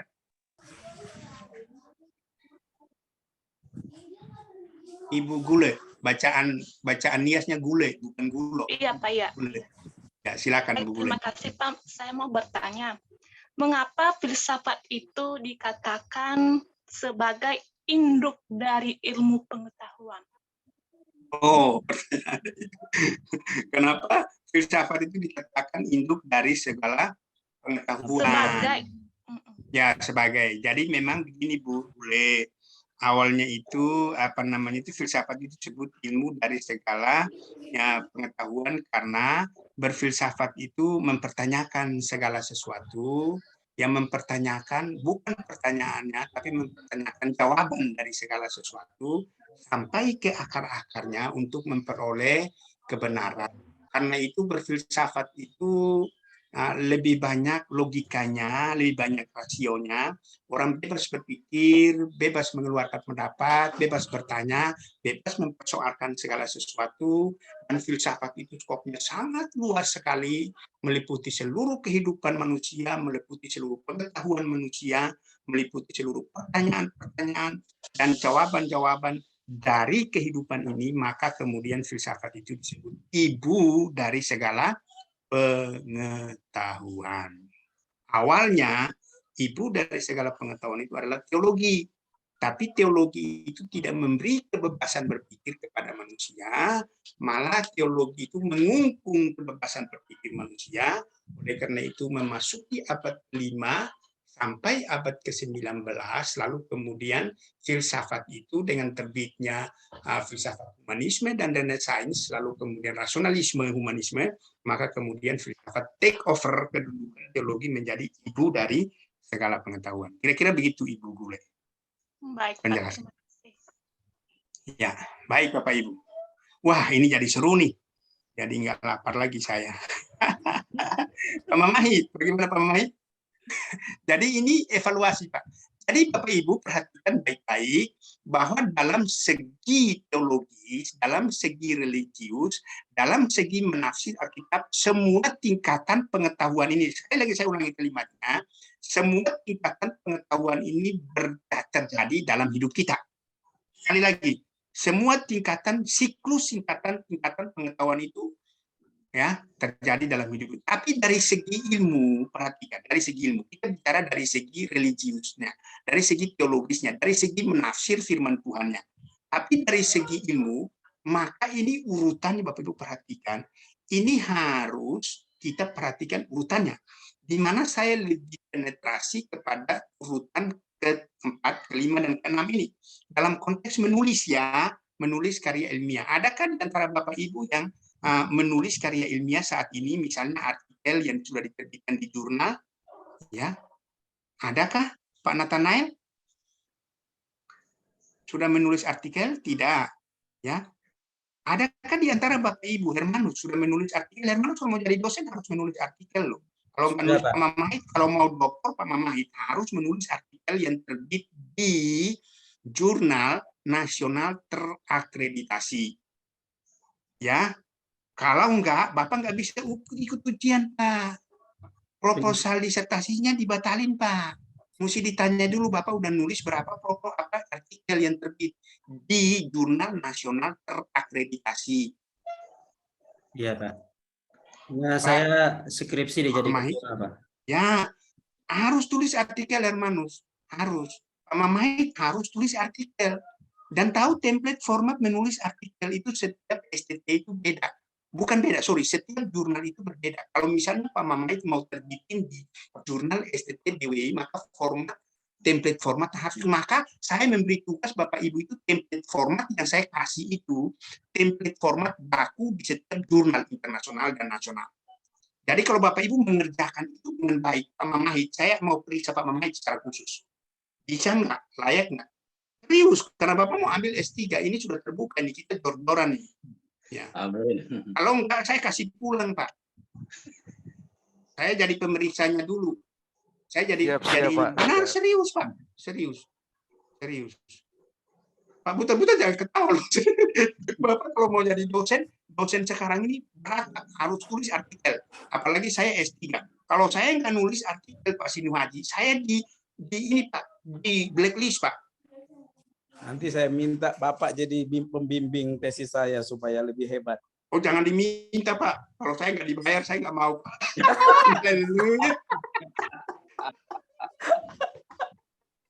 To the point aja ya. Iya. Tinggal nanti kira-kira dikirim Pak, nomor ya. rekening aja, Pak. Dikirim nomor Kira-kira. rekening. Jadi Bapak Ibu, waktu saya menulis disertasi saya itu, saya harus menulis artikel, harus diterbitkan dulu, Pak. Baru kemudian saya ikut ujian proposal bab 1, apalagi di STT-nya Pak Erastus itu ujiannya per bab, bukan per satu itu. Kalau Bapak ambil di STT itu ujiannya satu kali, tapi kalau di STT Ekumenik itu ujiannya per bab 1 ujian, bab 2 ujian, kalau bab 1 nggak lulus, ulang lagi, bab 2 begitu, sampai bab 5, Pak. Waduh, benar-benar berat. Teman-teman saya selevel saya, ada banyak yang belum lulus. Terkendala di apa? Terkendala di metodologi penelitiannya. Nah, itu yang kita bahas di filsafat ilmu ini, Ibu Sarah. Metodologi penelitian. Nah, ini pusing nih, makin pusing nih. Saya minta tambah lagi satu pertemuan dari 7 supaya tambah pusing. Gitu. Nggak gampang filsafat ilmu itu, Pak. Orang, ada dosen yang ngajar filsafat ilmu, saya perhatikan dia cuma ngajar, datar aja gitu. Saya enggak, Pak. Saya enggak. Saya punya tanggung jawab moral. Gitu. Oke, nah kita lanjut ya. Haleluya. Puji Tuhan. Gitu Pak. Nah, ciri-ciri filsafat secara umum ini kita lanjut aja. Implikatif itu artinya filsafat itu sering memikirkan akibat yang didapatkan dari satu pemikiran. Jadi implikatif itu artinya akan melahirkan pemikiran yang baru, itu namanya sintesa, itu namanya sintesis, itu namanya novelty, itu namanya penelitian pemikiran, peneliti, pemikir yang melahirkan pemikiran baru. Maka filsafat itu tidak pernah berhenti bertanya.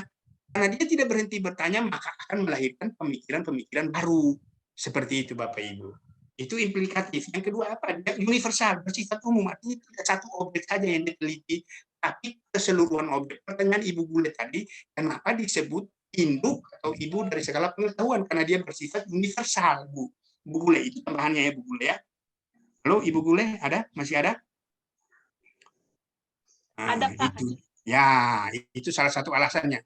Dia bersifat universal. Lalu yang ketiga itu tidak faktual. Artinya dia bersifat spekulatif. Bapak Ibu tahu spekulatif? Ada banyak spekulan-spekulan di pasar, soal harga, soal macam-macam. Nah, filsafat itu sifatnya spekulan. Spekulan di pasar itu sebenarnya itu filsuf juga. Spekulan harga gitu dan macam-macam sebagainya. Itu dia filsuf loh. Dia bisa spekulasi harga. Jadi tidak faktual dalam konteks ini merupakan sesuatu yang spekulatif sifatnya. Dengan menciptakan berbagai dugaan-dugaan, tapi bersifat logis dan masuk akal. Ya, dalam menangani satu hal tanpa bukti. Hal ini dikarenakan pemikiran tersebut melampaui batas-batas metafisika atau batas-batas fakta ilmiah. Oh, jadi filsafat ini luar biasa. Maka Bapak Ibu terus terang saja, jujur sejujur-jujurnya, waktu saya masih kuliah dulu, saya ingin keluar dari teologi dan belajar filsafat. Karena apa? Waktu dulu dosen filsafat saya itu namanya Dr. Randus John akan Lalanlangi. Salah satu fungsionaris PDI, belum PDIP waktu itu. Tahun 90 berapa itu Pak Daniel ya? 92, 93. Itu dosen filsafat itu orang yang luar biasa hebat. Orang Toraja. Namanya Dr. Randus John akan Lalanlangi. Orang itu dibilang, kamu akan bodoh kalau nggak belajar filsafat. Dia tantang saya. Lalu bagaimana Pak caranya? Kamu baca novel sebanyak-banyaknya. Itu satu. Yang kedua, baca buku filsafat sebanyak-banyaknya, kamu akan jadi pinter. Beneran Pak, saya akhirnya kumpulin novel-novel Carter, novel-novel macam-macam itu saya baca, saya jadi hobi baca novel. Buta-buta.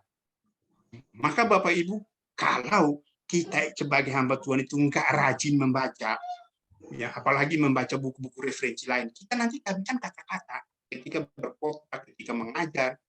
Nah, begitu Pak Mamai. Jadi dokter itu harus pintar ngomong. Jangan pintar putar balik, maksudnya begitu. Pintar ngomong.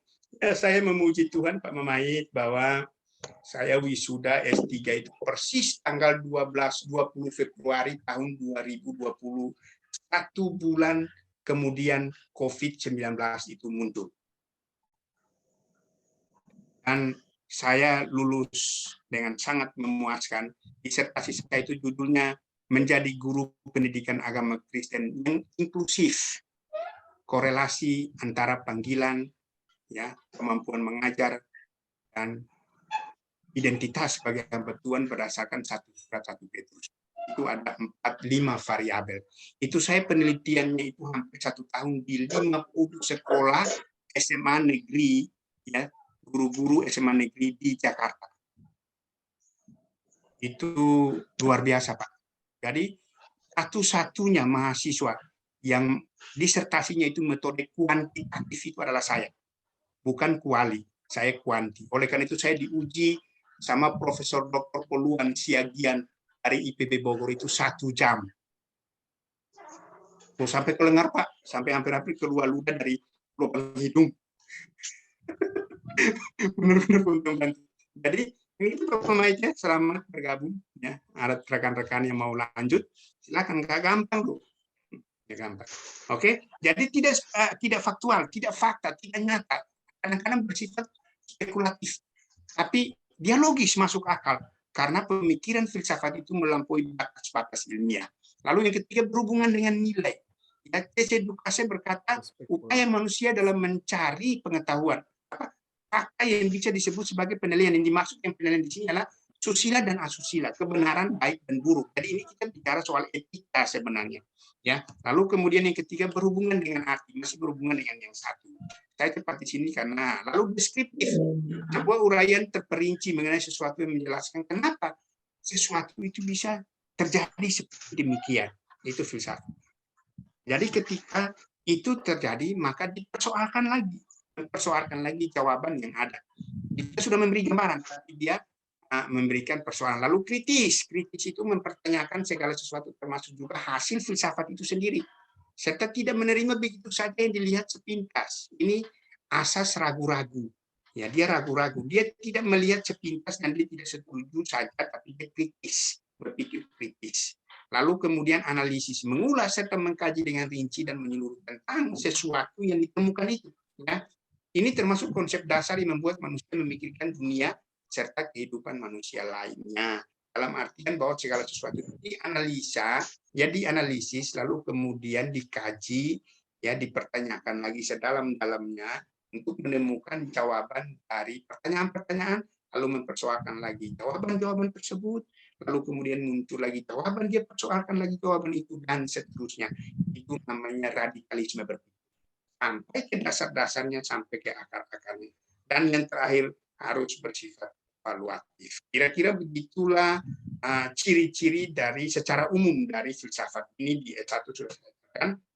Nah, kita ke karakteristik daripada filsafat ini, Bapak Ibu. Secara umum berpikir filsafat itu berarti berpikir secara holistik, menyeluruh. Ya, karena ilmu itu merupakan apa? Ilmu itu merupakan salah satu dari buah pikiran manusia dalam berfilsafat. Dan ilmu itu tidak berhenti di satu titik. Dan tidak mempersoalkan satu objek saja, tapi dia mempersoalkan seluruh kehidupan manusia, seluruh keberadaan alam semesta ini, kosmogenis maupun kosmologis, itu dipersoalkan semuanya, sehingga filsafat itu bersifat holistik. Lahir batin dari manusia itu dipersoalkan. Holistik maksudnya begitu. Jasmani dan rohani manusia itu dipersoalkan. Oleh karena itu, filsafat itu relevan atau berhubungan dengan ilmu seperti antropologi, biologi, ya, lalu kemudian sosiologi, lalu kemudian ilmu-ilmu sosial dan ilmu-ilmu alam. Dalam kelompok ilmu alam dan ilmu sosial itu berkorelasi erat dengan filsafat. Karena itu filsafat itu bersifat menyeluruh. Dia mempersoalkan ilmu-ilmu sosial, dia mempersoalkan juga ilmu-ilmu eksak, ya, dalam kehidupan. Yang berikutnya ilmuwan. Jadi itu ilmu nanti tidak pernah merasa puas dengan mengenal ilmu tertentu hanya dari segi pandang ilmu itu saja. Tapi dia akan mempertanyakan dan dia akan memperluas wawasannya tentang ilmu itu. Dia akan mempertanyakan validasi dari ilmu itu, signifikansi dari ilmu itu, relevansi dari ilmu itu, korelasi dari ilmu itu dengan segala sesuatu yang ada dalam kehidupan ini. Ilmuwan, ya. Ilmuwan itu kadang-kadang kan memang tidak puas dengan apa yang. Oleh karena itu Bapak Ibu kita perhatikan ilmuwan, penemu-penemu, orang-orang hebat itu seringkali mereka tidak merasa puas dengan satu penelitian. Tidak merasa puas sekali penelitian, 2 kali penelitian, bahkan penemu bola lampu ini Einstein ini ya menerapkan penelitian beribu-ribu kali dan 1 kali saja berhasil. Tidak pernah merasa puas. Nah, itulah yang dimaksud dengan filsafat. Mereka akan terus bertanya. Lalu kemudian ilmu selalu ingin melihat hakikat ilmu dalam konstelasi pengetahuan yang lain, dalam hubungan dengan pengetahuan yang lain. Jadi sebenarnya menjadi filsuf itu sangat bagus. Misalnya saya kagum dengan Frans Magnus Eno, misalnya Driyakara, ya, filsuf Indonesia yang sangat terkenal yang namanya abadikan untuk sekolah tinggi filsafat Driyakara di Jakarta. Itu orang-orang yang hebat. Seperti itu. Ya. Lalu ilmuwan selalu ingin tahu kaitan antara ilmu dengan moral. Apa sih hubungan sebenarnya ilmu dengan moral, Pak Duta-Duta? Apakah ilmu itu mempengaruhi moral atau moral mempengaruhi ilmu? Apakah ilmu itu berbanding lurus dengan moral atau berbanding terbalik dengan moral? Apakah ilmu itu punya kaitan dengan agama? Apakah ilmu mendukung kehidupan agama atau ilmu menabrak agama itu sendiri? Nah, ilmuwan selalu bertanya seperti itu, maka kemudian lahir apa yang kita sebut dengan nama filsafat etika yang membicarakan tentang moralitas susila, asusila, benar, baik dari kehidupan manusia itu. Lalu kemudian kita mengenal filsafat ketuhanan yang mempersoalkan tentang keberadaan Tuhan dalam hubungan dengan manusia itu sendiri. Ilmuwan selalu berilmuwan dalam artian filsuf-filsuf itu selalu bertanya seperti itu. Nah, selalu bertanya. Jadi tidak ada habisnya, Pak. Sepanjang hidup ini, sepanjang hayat ini dikandung oleh badan, selalu saja mereka mempersoalkan hal-hal seperti itu. Ilmuwan selalu ingin yakin apakah ilmu itu akan membawa kebahagiaan kepada dirinya sendiri dan bagi manusia yang lain, atau membawa kesengsaraan. Menurut Bapak Ibu bagaimana?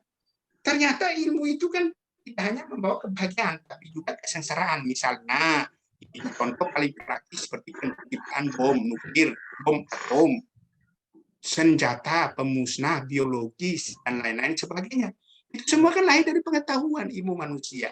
Jadi ternyata ilmu atau pengetahuan itu selalu membawa kebahagiaan kepada diri sang ilmuawannya, manusia sesama. Kadang membawa penderitaan dan kesengsaraan juga. Itu ilmuwan meneliti Perang Dunia Pertama, Perang Dunia Kedua. Ada nggak sih Perang Dunia Ketiga? Bapak Ibu, ada nggak Perang Dunia Ketiga? Di Indonesia itu Pak, di Australia sama Indonesia. Katanya sih, saya baca satu buku Membangun Kembali Bait Allah. Bukunya cukup bagus Bapak Ibu, agak sedikit edisi limited edition buku itu. Judulnya Membangun Kembali Bait Allah, ditulis oleh pendeta Peter, siapa itu namanya saya lupa.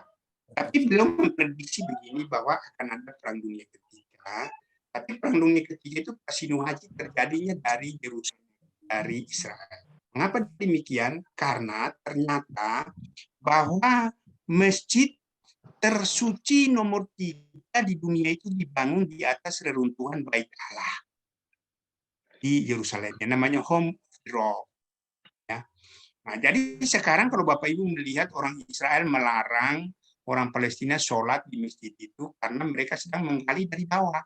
Dan mereka sudah menemukan reruntuhan Bait Allah itu, sudah menemukan ke-12 batu penjurunya, tapi kendalanya, perhatikan kalimat ini, kendalanya adalah bahwa ke-12 batu penjuru itu harus diangkat secara manual oleh ke-12 suku Israel. Masalahnya pada Daniel, satu suku hilang. Tinggal 11 suku. Jadi sekarang mereka ini sedang mencari yang satu suku itu. Di Indonesia mereka sudah tes DNA di Medan, di orang Batak. Karena katanya orang Batak itu punya budaya hampir mirip dengan orang Yahudi. Tetapi ternyata mereka nggak nemu DNA-nya. Lalu mereka tes di Pulau Rote, Nusa Tenggara Timur. Karena ada beberapa budaya orang Rote mirip dengan budaya orang Yahudi. Dengan suku yang hilang itu. Tapi kemudian mereka nggak nemu juga pertanyaannya Pak Daniel, di mana Tuhan umpetnya satu suku itu. Kalau ditemuin satu suku itu, maka terjadilah Perang Dunia Ketiga. Karena mau tidak mau, masjid itu harus dirobohkan. Betul. Kalau dirobohkan, maka terjadi perang ketiga. Namanya perang agama, Ibu Sarah. Armageddon. Jadi kita ini wait and see aja. Maka Hosiana cepat-cepatlah kawin. Gitu. Menikah, Pak. Kawin. Tiba-tiba mereka nemu yang satu suku itu. Lalu kemudian mereka robohin Bait Allah. Matilah kita Perang Dunia Kedua. Kau belum punya keturunan. Haleluya. Yang masih jomblo cepatlah. Immanuel masih jomblo atau sudah punya? Ya. Kalau masih jomblo jangan lama-lama lu. Itu masjid dirobohin Perang Dunia Ketiga. Tiba-tiba mereka nemu itu satu suku yang hilang itu. Nah, Bapak Ibu, seperti itu Pak Dodai penjelasan singkatnya dari 300 halaman buku itu. Yang saya baca kesimpulannya itu. Jadi mau Ukraina perang melawan Rusia, mau negara Barat keroyok Rusia, mau negara Eropa keroyok Rusia, belum terjadi Perang Dunia Ketiga. Belum. Perang Dunia Ketiga itulah perang agama. Itu dahsyat. Maka akan terjadi apa yang disebut lembah Armageddon. Perang lembah Armageddon. Perhatikan nubuat Alkitab, perhatikan tanda-tanda zaman, dan yang jomblo harus cepat-cepat nikah.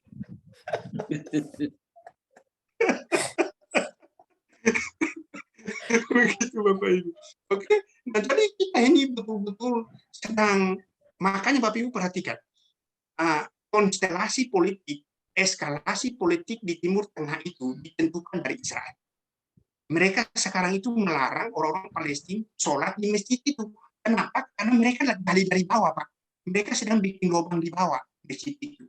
Gorong-gorong, dan mereka udah nemuin itu bait Allah itu. Bayangkan itu masjid ada di tepat di atas bait Allah itu.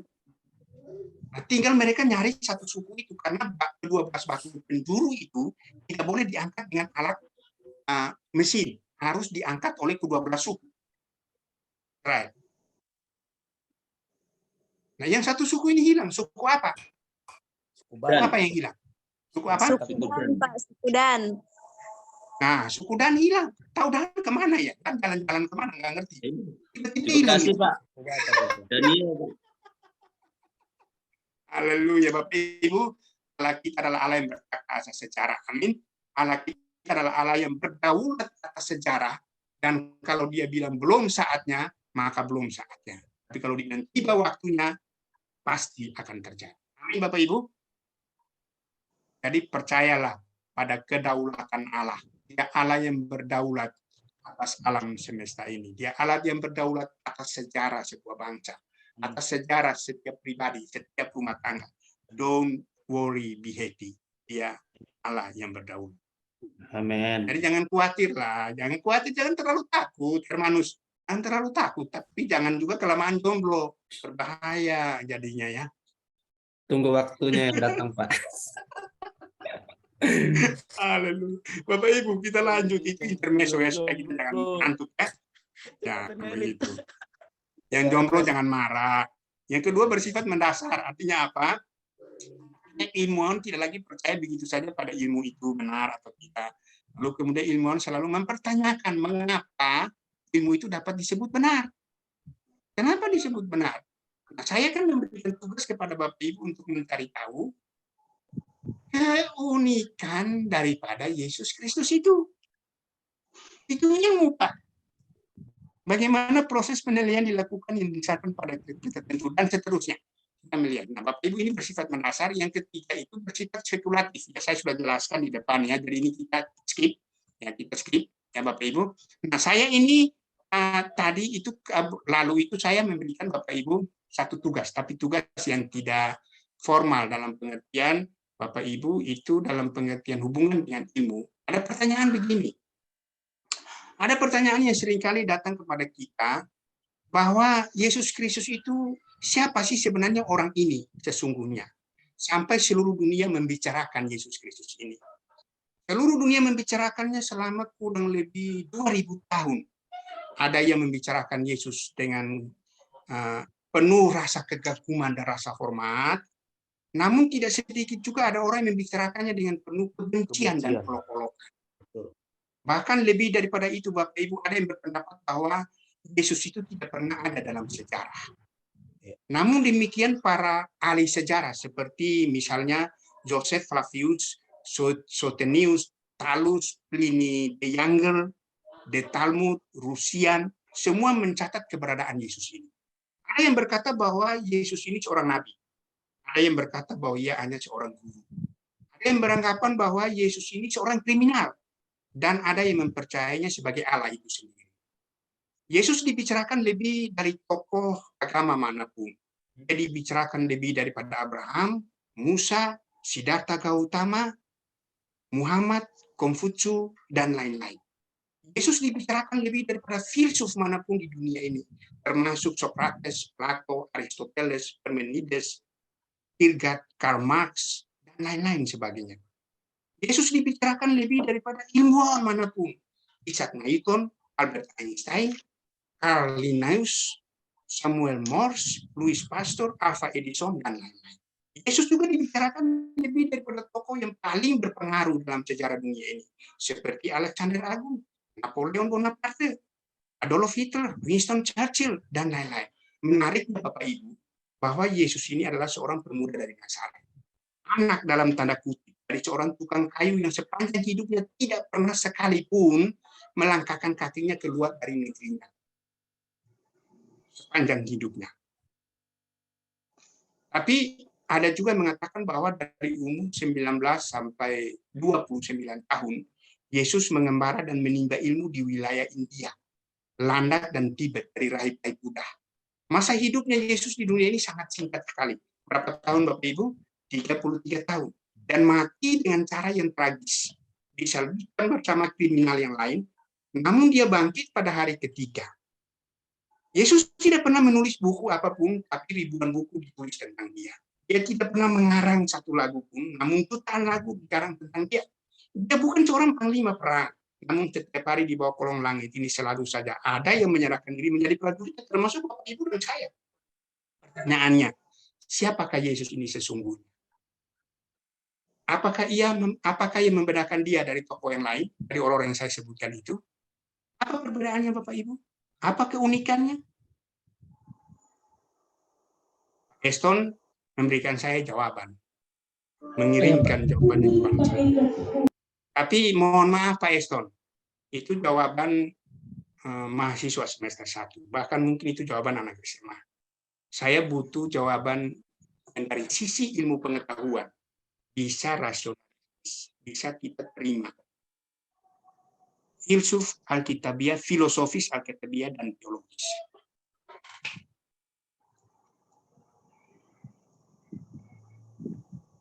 Nah, Bapak Ibu, saya mencatat beberapa hal. Ini saya berbagi dengan saudara. Ada satu artikel yang saya tulis ya. Bapak Ibu, apa yang membuat Yesus itu berbeda? Apa yang membuat seorang anak tukang kayu ini yang hidup 33 tahun saja mati dengan cara yang terkutuk, tapi kemudian dia menjadi orang yang begitu kita cintai, menjadi pribadi yang begitu kita hormati, kita kagumi, kita puji, kita sembah, segala kemuliaan, segala hormat, segala pujian, segala keagungan kita berikan kepada dia. Semua materi, tenaga, pikiran kita, waktu kita berikan kepada dia. Siapa sebenarnya dia?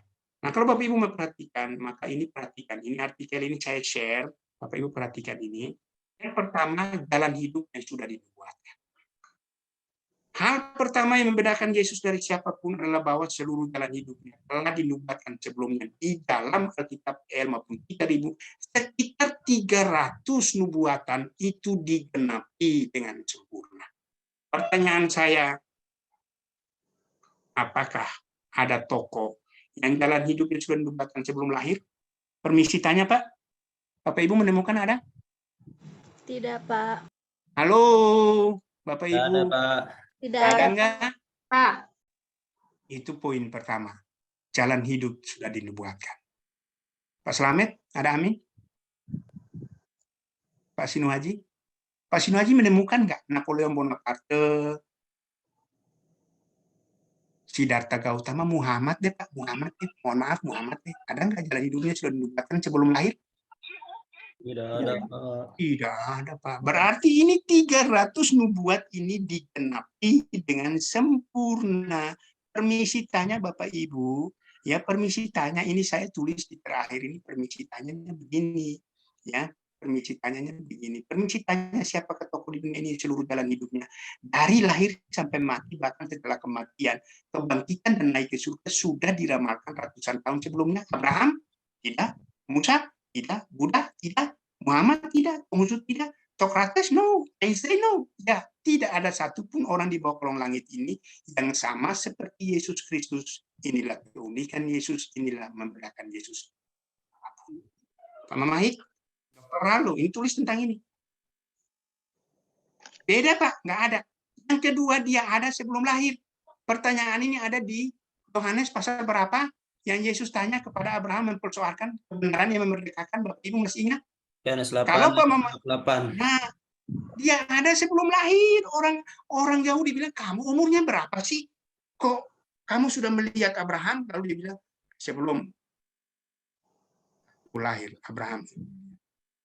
Berarti ini eksistensinya Pak.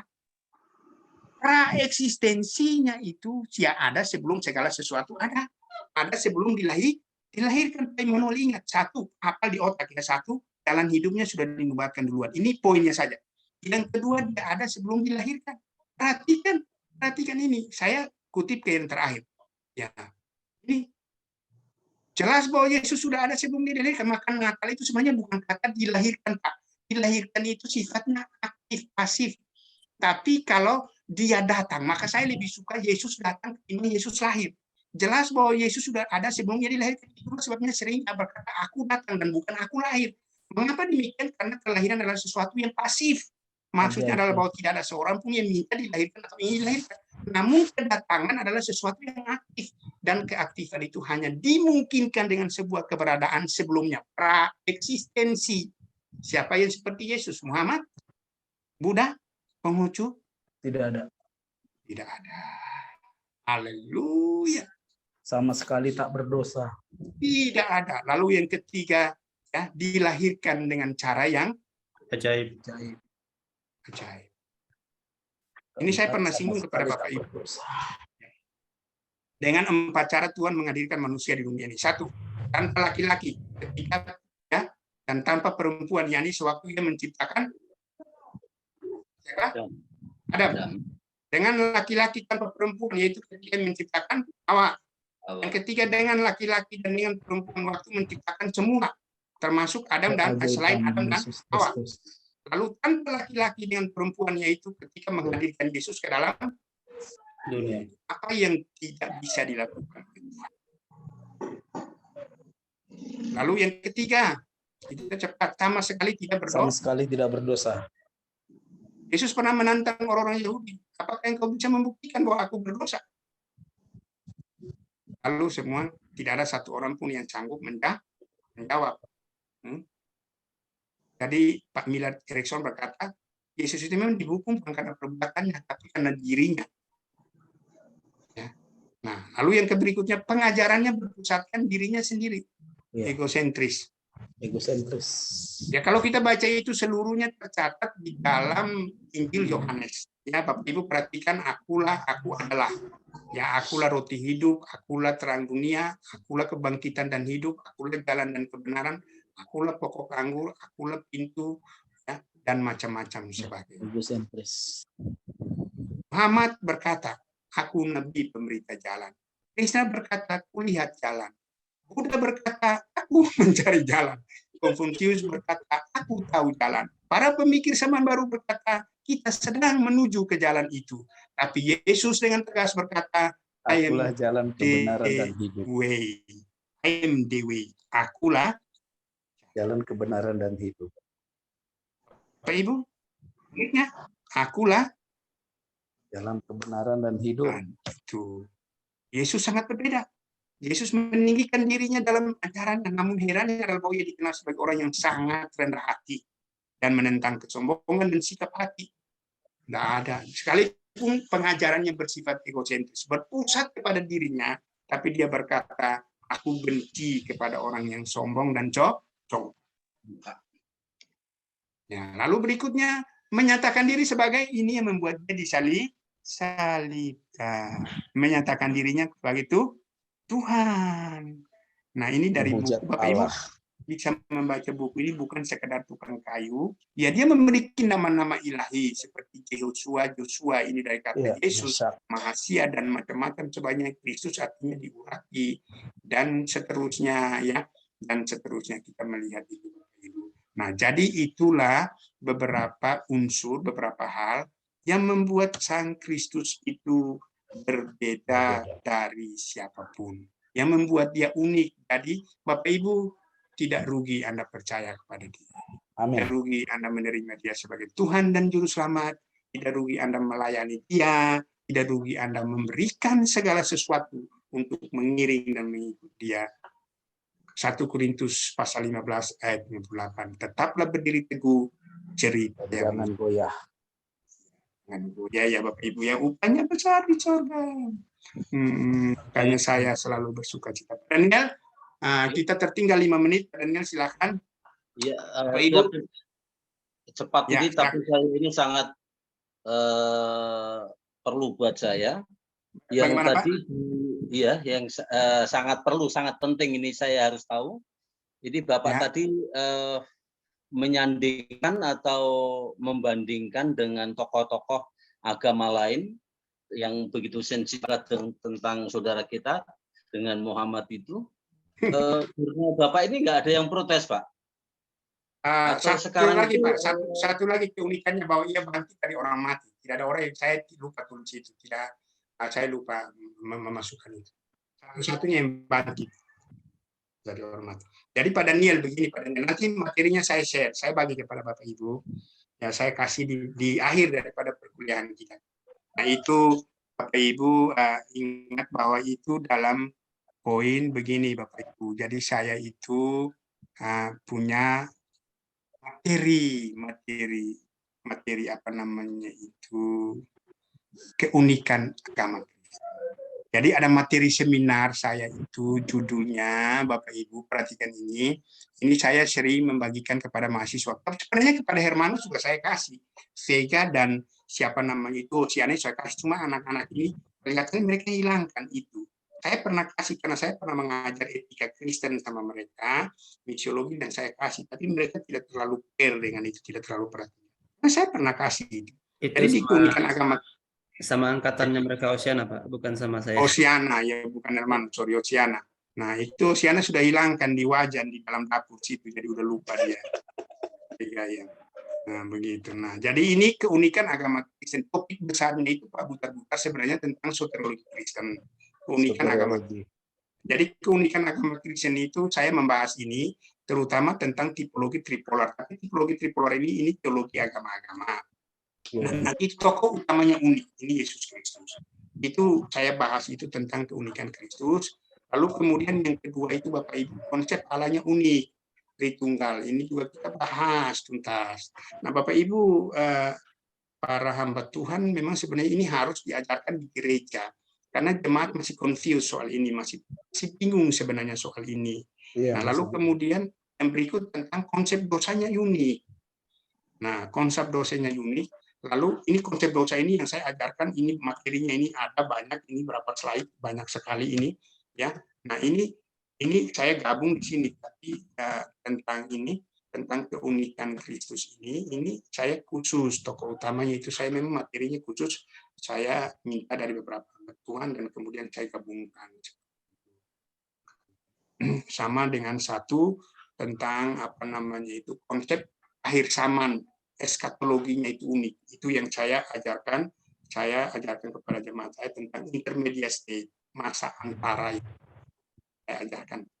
Kira-kira seperti itu Bapak Ibu. Jadi jemaat saya memang masih kecil, masih sekitar 15-20 orang. Maklumlah, pendeta perintisan kan banyak mencucurkan air mata, banyak mengajar mencucurkan air mata, mencucurkan keringat, mencucurkan uang. Sekarang masih 2 juta. Jadi judulnya kue cucur Pak, tapi cucurnya cucur keringat, cucur air mata, segala macam masih wajib cucurannya keluar.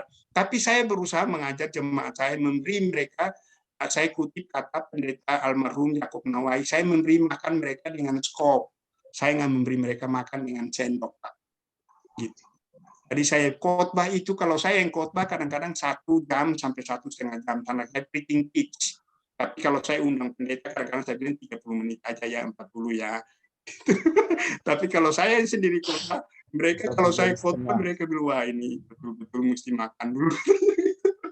Itu lama Bu Sarah kalau saya khotbah. Karena saya mengajar, saya bukan khotbah KKR Bapak Ibu. Mohon maaf, saya gembala, dan saya harus memberi makan mereka yang puas, yang kenyang, supaya mereka jangan bertanya, mereka jangan lapar lagi gitu. Begitu Bapak Ibu. Bapak Ibu gembala sidang yang ada. Jadi kalau saya diundang kadang-kadang ke bawah. Saya diundang misalnya saya tanya sama Pak Slamet, ngundang saya nih misalnya, Pak Slamet, khotbah berapa menit? 30 sampai 45 Pak, bisa nawar nggak sampai 50? Kadang-kadang seperti itu. Buta-buta bisa nawar nggak? Kira-kira 45 lah, 50. Boleh Pak? Nggak apa-apa. Ya, Bapak Ibu, itu sharing saya. Kiranya menjadi berkat buat kita. Filsafat ilmu ini mengajar kita untuk kita berpikir runut. Kita berpikir sistematis dan radikal. Artinya bahwa filsafat ilmu ini mengajar kita untuk menjadi hamba-hamba Tuhan yang tidak mudah percaya. tidak mudah menerima satu pengetahuan, satu ilmu, tapi kita perlu mempertanyakan itu, termasuk ilmu teologi yang kita pelajari, termasuk ilmu pendidikan agama Kristen yang kita pelajari. Dengan mempertanyakan, meragukan, dan menggali lebih dalam, maka kita akan peroleh pengetahuan-pengetahuan baru, novelty baru yang menolong kita dalam pelayanan. Kira-kira seperti itu Bapak Ibu. Mari kita makan siang bersama, tapi masing-masing di tempat. Dan Bapak Ibu ingat harus berdoa buat saya, dan supaya kita semua sehat, kita saling mendoakan ya. Itu Pak Buter-Buter. Sekali-sekali kalau Pak Buter-Buter mampir ke Lapo, jangan lupa WA saya, Pak Mesak, saya lagi mampir di Lapo di Cibinong misalnya. Siap. Pak Mamai dapat bubur Manado, Pak Mesak saya mau kirim nih, tapi siap. bisa. Jadi nanti. Oke Bapak Ibu, itu intermezzo saja supaya kita tidak terlalu jenuh. Baik, terima kasih Bapak Ibu untuk atensinya siang hari ini. Kita bertemu lagi Sabtu depan di jam yang sama ya PR Manusia. Nanti tolong direkap absensinya, dan Bapak Ibu ingat tugasnya itu harus segera dikirimkan ke email saya supaya saya beritahu. Saya kasih footnote khusus buat Pak Mamahi. Artikelnya saya mau perhatikan sesuai nggak dengan template formal. Karena ini calon dokter loh. Untung Pak Buter-Buter dia nggak calon dokter. Kalau nggak saya periksa khusus. Oke Bapak Ibu, terima kasih. Saya mohon dengan hormat Pak Buter-Buter pimpin kita dalam doa dan kita akhiri pertemuan kita siang hari ini. Silakan Pak. Baik, saudaraku, kita bersatu dalam doa.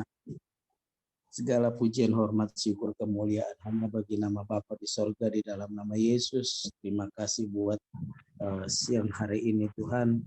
Kami bisa belajar banyak dari hamba-Mu, Pendeta Jakob. Biar itu semua bisa berguna dan bermanfaat bagi pelayanan kami ke depan dan mempersiapkan diri menjadi seorang teolog yang tangguh, yang takut akan Tuhan, yang memberikan banyak masukan-masukan kepada jemaat supaya mereka tetap teguh di hadapan Tuhan. Terima kasih buat hamba-Mu dan terima kasih juga buat kami yang Tuhan sudah berikan kesehatan mengikuti perkuliahan ini. Apapun yang kami sudah bicarakan, biar kiranya Tuhan yang memberkati di hati kami, roh kami, supaya kami bisa betul-betul menjadi hamba-hamba Tuhan yang takut akan Tuhan. Terpuji nama-Mu Bapa, biar kami bisa berpisah satu sama lain melakukan aktivitas, biar Tuhan memberkati pelayanan hamba-hamba-Mu yang melayani, yang menggembalakan istri, anak-anak mereka, supaya Tuhan senantiasa memberikan mereka kekuatan untuk dapat melakukan segala sesuatu yang Tuhan izinkan terjadi. Dalam nama Yesus, kami berdoa dan mengucap syukur. Haleluya. Amin. Amin. Foto dulu. Mana foto? Siapa? Ya. Ke kameranya ya. Oke, baik, 1, 2, 3. Senyum. Oke, Pak. Terima kasih. Selamat siang. Tuhan berkati semuanya. Bapak Ibu.